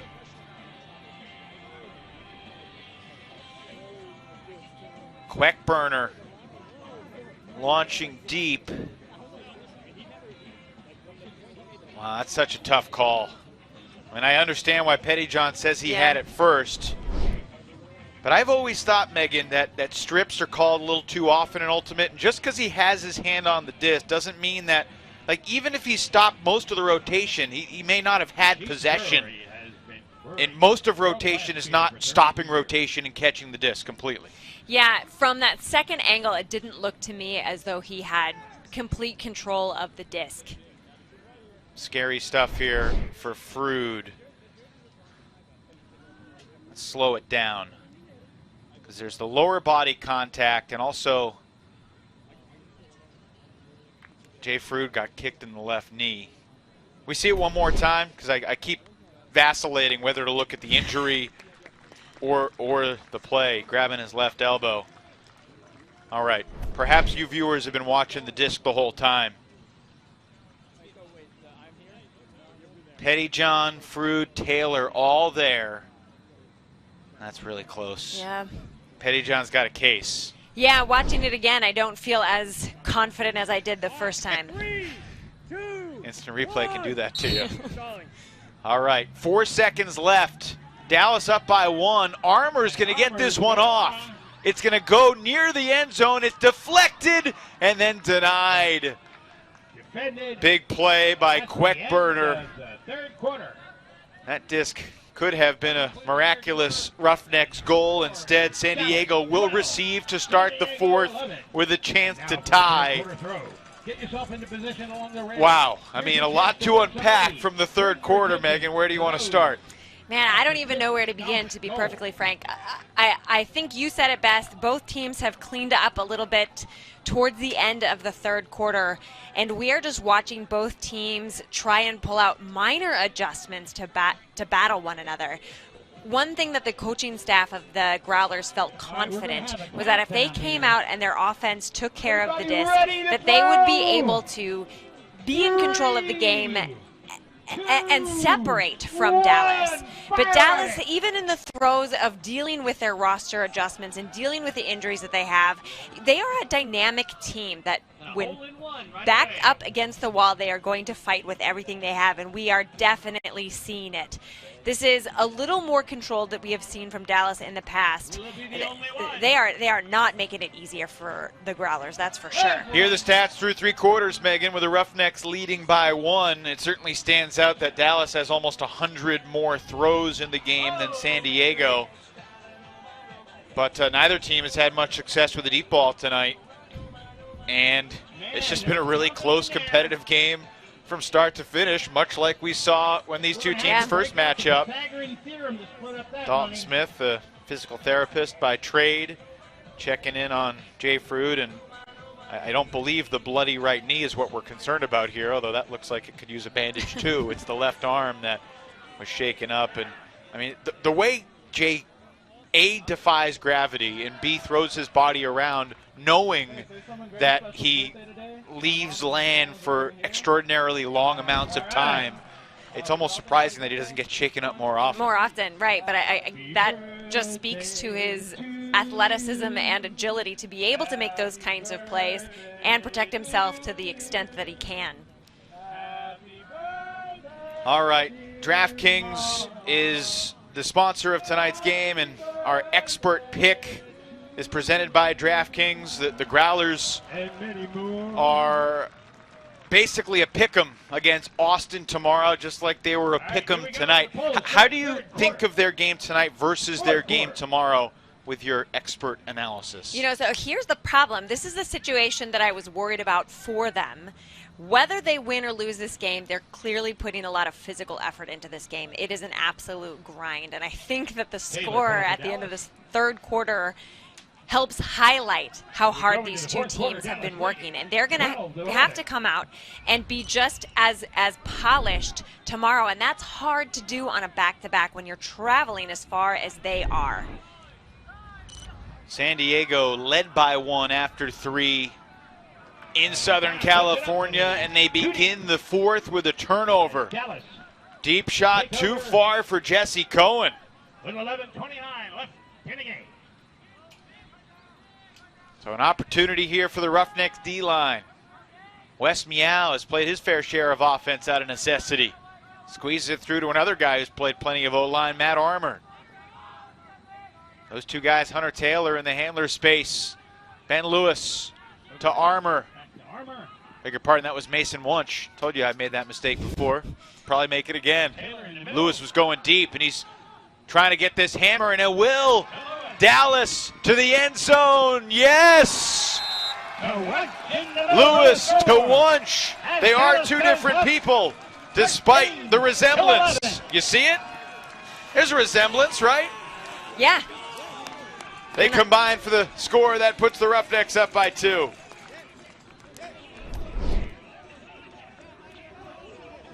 You know, we asked Mason if he was going to score today. The costly turnover from San Diego, followed by just some grit and effort from Dallas. And here Wunsch really heads up and continuing to head for the end zone as that throw goes up. You noticed San Diego had more eyes on the disc than they did on Wunsch, which is why he was left as open as he was in the end zone. Left in the game. Dallas up 13-11. Jay Frood looks like he's okay. We'll see if we get more Frood points out in the field, but that's a auxiliary concern right now with the Roughnecks up by 2. Roughnecks' final 2 games of the season after tonight. Home for San Jose next weekend. Getting the Spiders in the second day of a back-to-back next Sunday. And then the game that really could decide everything against Austin. That throw is low. Dallas screaming that it hit the ground, and the officials agree. That's a turnover as Dallas is going to take over in midfield. Givall unable to dig it out before the disc finds turf. Dylan Larberg cocked it like he was going to throw the hammer. Now goes for the crossfield flick. A huge collision in the end zone. Timeout called by Dallas. Chris Larberg and Goose Helton collide. Chris Larberg apologizes. There was a timeout called before the throw, so it doesn't even count, which is unfortunate because I'm a little surprised to see both players pop up. Yeah. That was a hard, could have been heads colliding collision there, and thankfully it looks like everyone's all right. All right. I mean, Dallas doesn't necessarily put the game away with a goal here, but they'll be feeling pretty good up by 3 with around 10 minutes to go if they can punch this one in. Yeah, absolutely. It has really looked like, you know, San Diego has struggled to take control of the game, to push it at the speed that they want to. they'll have to pull out something we haven't seen yet if they find themselves at a 3-point deficit. DallasUltimate.org. Do you have any werewolves out there? Simmer down now through the full moon. Kevin Stewart telling us earlier in the week, if we don't give them gifts, we'll have a really good chance. And look, his team has played pretty well tonight, but certainly not as crisp as they were in the game against Dallas at Torrey Pines High School.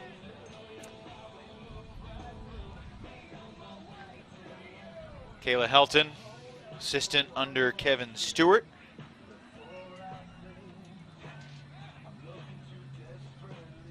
These Growlers will make the 3.5 hour drive down to Austin, Texas tomorrow for the Soul and the Growlers. And 21-20 has been the popular score in San Diego versus Texas games. Over to top to Wilder. Doesn't seem like we're going to get that high scoring tonight. You never know. Back in the middle to Hernandez. Dallas is not in a hurry, To Jackson. but they'd love to score whenever they can to extend their lead to 3. Further demoralize San Diego, perhaps make them start thinking about calling off the Dogs and focusing on tomorrow. Jackson, Henke to Jackson. rising backhand around the mark for Henke. Henke, Back to Jackson. now Jackson. Oh, nice throw. Armour catches the cheeky high lefty backhand from Jackson. Henke, up high release and hits Hernandez, who's not in yet, but finds Wilder, and the Roughnecks convert. Goes up 14-11. There's almost an exhausted sense of relief from the body language of some of these Roughnecks, considering some of the twists and turns we've seen tonight, Megan. But all of a sudden, it is Dallas that has scored 4 in a row. Check out the greatest ultimate bags in our merch tent. Yeah, that throw to Gavall was low. From the replay, I couldn't quite tell if it was up or down, despite Dallas's emphasis that it was. And you really have to applaud the offense from Dallas. The number of throws they took outside the red zone, the composure they displayed as they waited to find an open shot. It still took a little bit of craftiness from Hernandez, but for the most part, they were really looking to conserve, and it paid off. Slow start for the Dallas offense tonight, but they have found a groove, and it's a groove that's been based around patience and precision. We've all put it up. Dylan Larberg versus Travis Dunn. Who wants it? Larberg gets the block, but Too much air. the throw, well, there was the whistle might have just been to be stopping the clock because the disc went out of bounds, but there's still 8:51 to go in the quarter. Was there a foul? No, integrity call. Integrity call to keep Dallas in possession. So Larberg gets the credit for the block, but then floats it high out in your Callahan country, and somehow Ben Rogers rises up to make the grab. Over to Larber. Moving it down to Rogers. This game, oh, what a catch there. Snag in the middle. That time it's Wunsch, and his throw to Larberg. That looked like it was down, I thought. They say Larberg kept it up. And maybe a just don't lie moment as his hammer. I mean, every throw right now, Megan, something crazy is happening until Goose Helton fires a strike to Jesse Cohen. That's the first goal for San Diego since Travis Dunn scored with 2:20 left in the third. Left in the game to play.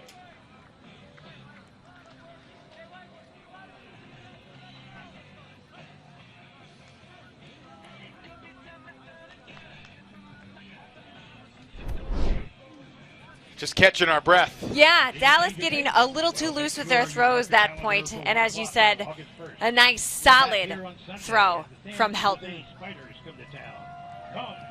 to secure that score for the Growlers. And Bringer Bucksburg.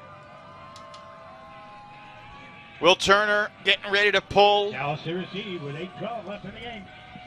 We've seen some momentum swing, so at this point, I will not be shocked by anything that unfolds in these next 8 minutes and 10 seconds. Wilder, Henke, Maurer, and Slack line up horizontally across the field. Jackson, Hernandez, and Ferruta are the handlers.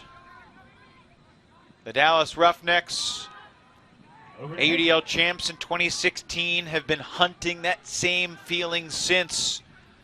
Losing in the semis in 2017, losing in the finals in both 2018 and 2019. Henke's going deep. Throw goes underneath, and there was contact, and Shackner called for the foul on Maurer.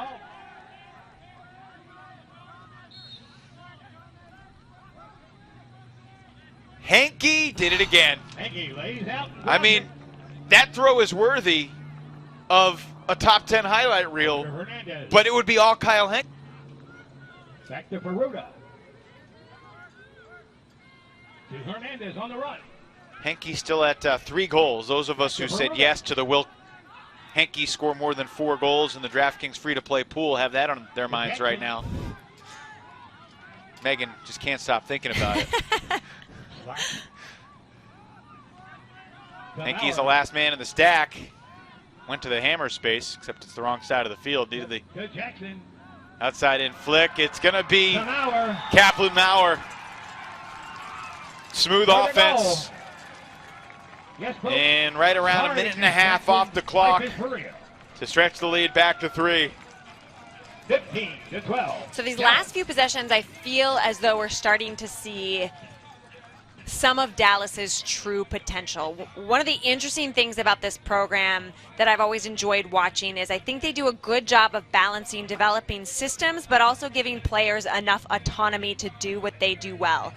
And Coach Jim Davis really credits Dalton Smith for enabling Dallas to do that. He has said he is the offensive brain power behind the Dallas offense and really helps create enough of a system that they can work together, but still enough space for players to do what they do well. And watching Dallas these last few points, watching what Hernandez has done, Henke has done, you start to see things clicking in a way we haven't seen before, and now it's all about a matter of whether or not they can maintain that. Travis Dunn, low throw, and it's going to land incomplete. Don't even think Dylan Larberg got a fingertip on it, but that was not going to work from the moment it left Dunn's grasp. As Dallas takes over, with just over 6 minutes to play. What's happened to San Diego here, Megan, these last 8 minutes of game action? Is Larberg looking for Larberg. It floats, and Larberg catches it. Comes down with it. And then Wunsch hand blocked, but there was a foul. So Dylan to Chris, and then back to Mason Wunsch. And the Roughnecks on the verge of really putting this game away. Without Dalton Smith, without Abe Coffin, without Zach Marbach, without Kevin Richardson, without Kai Marshall. We have spent far too much time talking about the players who have been out, and perhaps not enough attention on Gabe Hernandez and Ben Lewis and the guys who are here. Larberg's not going to catch that prayer from Larberg. There's only one Larberg prayer per point. And Corbett shaken up, as is Chris Larberg. And there's an injury timeout.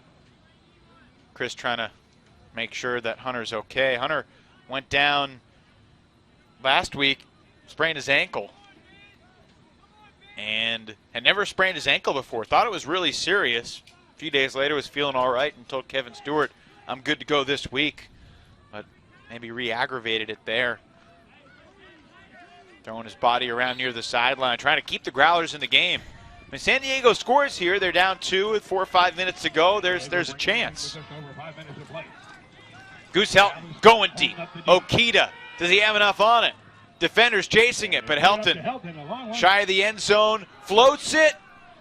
Pettyjohn beats Rogers to the spot. Pulled in by number 5 and Nate Pettyjohn. So Pettyjohn, who scored the first 2 goals of the game for San Diego, finally picks up his hat trick with just under 5 minutes to play in the fourth.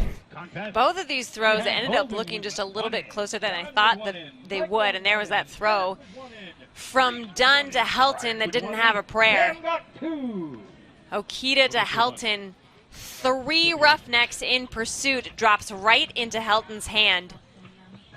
You know, that had to be a little closer than Helton intended. Yeah, he didn't quite do the turnaround, walking to the sideline where the disc was in the air, because he wasn't 100% sure. But he breathes a sigh of relief, and that really gives the Growlers a fighting shot here. San Diego, just under 5 minutes to play. Will Turner.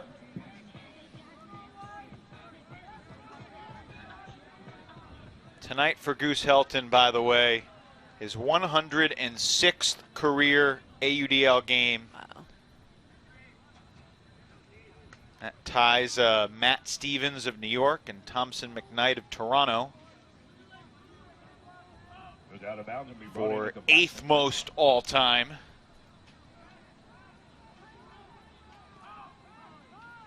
Helton among the all-time leaders in a bunch of categories. Kaplan Maurer to the back corner of the end zone. That's a Henry Ferruta dive.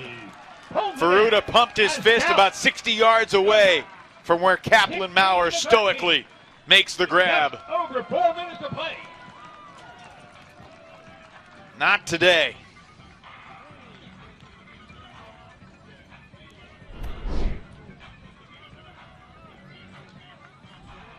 This is Henry Ferruta at his best. That is a nice put.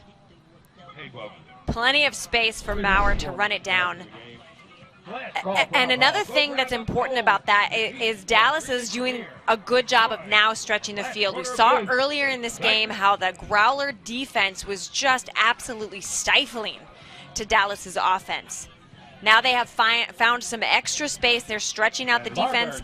And this is do or die time for San Diego. They have got to get some blocks. It's not enough to slow down the offense anymore. They now have to get opportunities and convert, in addition to being perfect offensively. And they need to try to score quick, which is exactly what they're going to do. And Okita just hits Helton, and the Growlers score in virtually one throw in 16 seconds. And that certainly could not have been Jim Davis's game plan for the defensive possession.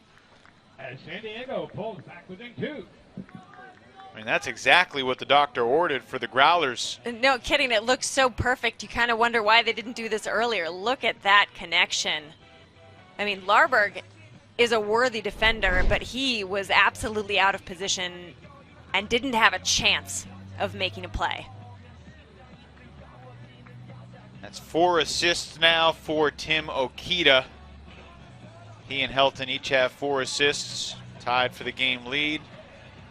Not a bad game for Goose, although the 4 turnovers, along with 1 stall, hurt him from a plus-minus standpoint. Number 14, Turner pulling. Total yards, he's at 5'10". 154 total yards more than anybody else in the game. At age 37, in his 106th game. His 107th will be tomorrow against the Austin Soul. Over to Maurer. Maurer doubled to Jackson. Back to Jackson. And I think they were calling a foul on Zach Shackner in the stack, but Kyle Henke overturned it with an integrity rule. So Dallas will just continue. Jackson needs a reset. Oh, squeezes it through to Henke, who gives it right back to Hernandez. That disc hangs in the air, and Kaplan Maurer goes flying to maintain possession. And then scoops it into the end zone for Carson Wilder. Very different reaction for Kaplan Maurer compared to his easy catch on the previous point. Going Superman and then getting landed on in the process by Michael Tran.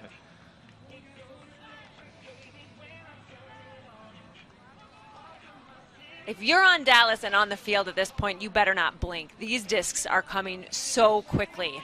The team is doing a really good job of finding the very narrow openings and hitting them the exact moment they're open. And if this is an incompletion, then San Diego has a chance to get back within one with plenty of time. Instead of 3-goal game with 3 minutes to go. And Dallas breathing a bit easier. Larberg on the pole. Kaplan Mauer's had a really good season. He was the only Roughneck to play every game back in the 2019 season.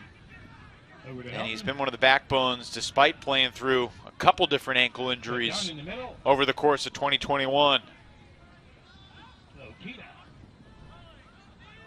21-20. Still don't believe it's going to be the final score, but hey, you never know. San Diego again scores quick. Where has this been? Jesse Cohen from Lior Gaval. 2.5 remaining. Back to a 2-goal game.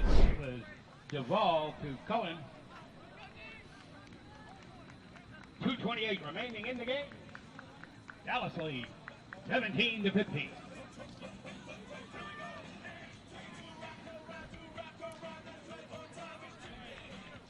Gaval did a great job moving his mark with those fakes to the reset. And turning just in time to hit Cohen. And now we've got to see some different looks from the San Diego defense. Well, they've come close to getting turns these last couple of points, but Dallas has made some crazy grabs. It's going to be a 20-yard pull rolled out of bounds. So San Diego will orchestrate the D. Radlauer and Milardovich on the mark. Hernandez to pick up. And Jackson with a tough contested grab. Maurer to Slack.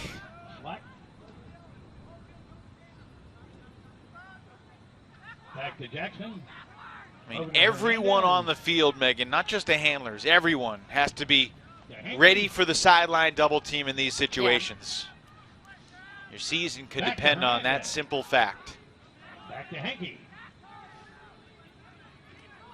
Well, if this is indeed Kyle Henke's last game of the season, and we believe it is because he's planning to have surgery for that fractured scaphoid in his wrist on Tuesday, it was pretty close to a masterpiece. Over to Jackson. Henke had the one turnover literally on the game's first point and has been all but flawless since then. And hopefully I didn't just curse him. No, you can't curse Kyle Henke. Thankfully he completed that one too, and we can move on. Here's Slack. Looking downfield. Positive yards for Matty Jackson. Over to Slack. Closing in on a minute to go, and the Growlers seemingly helpless to get a block. Are you kidding? That was ferocious. Low release, backhand.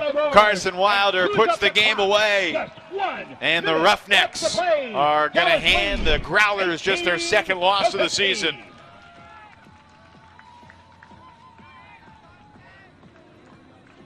That was a lefty backhand. I thought it was, but I thought it was too crisp of a throw to be the offhand there. That was sneaky. I have to say, Dallas did something that I haven't seen often when faced with the trapped double team against the sideline. Oftentimes, a great way to work around it is to have a reset many yards back, but they used multiple players to just quickly work it back so that the moment they could change the angle of the field, they did. Dylan Marburg to pull for Dallas. San Diego still put on a tough defense, made them work for it. They didn't have to lose as many yards in order to start advancing it. Dallas with a big defensive opportunity here. Final minute. Wrap it up. Growlers heading to Austin tomorrow. They were 5-1 when they came to Texas. They are not going to be 7-1 when they leave. And if Austin beats them tomorrow, Megan, then we basically have a virtual three-way tie. A drop from Okita, and that'll basically do it. Just over 30 seconds for the Growlers to defend here. Roughnecks trying to run out the clock. Gut check time for Dallas, and this team answers. Lewis looking to add to his night. He will. Really solid games defensively for both John Diamichis and Ben Lewis. And for Lewis, it's been all season long.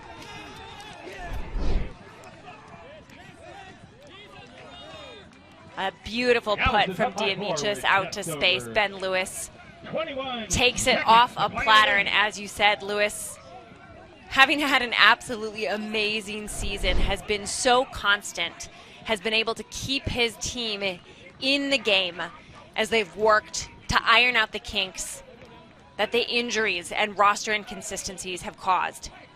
And Lewis's +5 tonight puts him at +37 for the season, which at this exact moment is 3rd overall in the entire league, behind Greg Martin of Philadelphia and Kevin Pettit-Scantling of Madison. San Diego bringing it in. Working up the field. Floater over Travis Dunn, intercepted by Hunter Taylor. And the Dallas Roughnecks, not quite left for dead at 4-4. Larberg to Larberg, that was not the prettiest thing we've seen tonight, but the Roughnecks victorious against the Growlers. They even the season series. Dallas is knocked off that. And a 19-15 win tonight to improve the Roughnecks to 6-4 for the moment. Dallas is back into 2nd place in this division. San Diego remains in 1st, but moves closer to the pack. And for the Roughnecks to get this win without guys like Smith and Coffin and Richardson and Marbach and Marshall, hopefully Jay Fruit's all right and able to play these next couple of weeks. Dalton Smith just coming over to the Growlers sideline to wish Hunter Corbett the best, who's resting on a Gatorade bottle right next to the bench. What a game this was. I mean, 4-4 after 1, 8-7 at the half, 12-11 through 3. And it was San Diego that was up 11-10 with 2:20 to go in the 3rd. Dallas scored the final 2 goals of the quarter, led by 1. San Diego received to start the 4th, and Dallas broke them back-to-back points to take a 14-11 lead with 9:13 to go and send the Growlers experiencing defeat for just the 2nd time this year, and that's a thought that they will tangle with as they get ready to face the Austin Soul tomorrow. Huge night for Kyle Henke, another big night for Ben Lewis, and you know who else was also really good? Kaplan Maurer. 3 assists, 3 goals, and a conversation with Megan Tormey. Thanks so much, Evan. Kaplan, tell me a little bit about what it was like on your sideline. What were the changes that led to the dramatic changes that we saw in the 2nd half? Yeah, I think we just wanted to keep the energy up. I mean, we've had 3 losses this season by 1 point, and in each of those losses, we felt like the energy in the 2nd half dipped. So that was something that we felt like we could control and we weren't going to allow happen, and so we stayed positive, we stayed together, and we're pretty happy with the result. And the control you exhibited on your team's energy really changed the control you had over the game. Do you feel that this is more exemplary of what the Roughnecks are capable of doing, and can you continue this through the rest of the season? For sure. I mean, you know, everybody had a hard time in the preseason with like the COVID year and all that, but like we legitimately had 2 mini camps where our attendance was like really sporadic anyway. So like this whole season we've been missing players, and like every week is a new group of guys, and so gelling has been hard, and we feel like this was a chance for us to like turn the tide and just like turn the corner and start fresh. And it's a new season right now, and we control our destiny. We're going to stay together, keep trusting each other, keep getting better, keep getting W's. It even looked like defensively you exerted more control over how the pace of the Growler offense. Did you make any adjustments defensively, or was it just an intensity battle? Just an intensity battle. I mean, the 3 years I've been on the Roughnecks, we've had like the #1 or #2 defense in the league, so we trust these athletes. These are absolute studs, like Ben Lewis, Hunter Taylor, Mason Winch, John Diamichis. Like, these guys are just athletic freaks, and we trust that they can go match up and lock down other teams' best players. All right, well, congrats, and thanks for an exciting game. Thank you, guys. Go next. Back to you, Evan. Go next indeed. 19-15, Kaplan Maurer's Dallas Roughnecks victorious tonight over the San Diego Growlers, and it certainly reshapes the race in the West Division heading down the stretch. I mean, this is just week 8 of the season, but the Roughnecks season finale is 2 weeks from tomorrow in Austin That game could very well determine which one of the Texas teams makes the playoffs, but hey, the Texas teams might still have first place on their minds. It'll be a virtual tie if Austin can take down San Diego and Kevin Stewart and the Growlers tomorrow. Entertaining 4 quarters. As I said earlier, it would not be too shabby at all to see these two teams again in the West Division Final, but certainly the Austin Soul will have something to say about that. Megan and I will be in Austin, Texas tomorrow night. It is a 8 o'clock Eastern, 7 o'clock Central Time start from Westlake High School.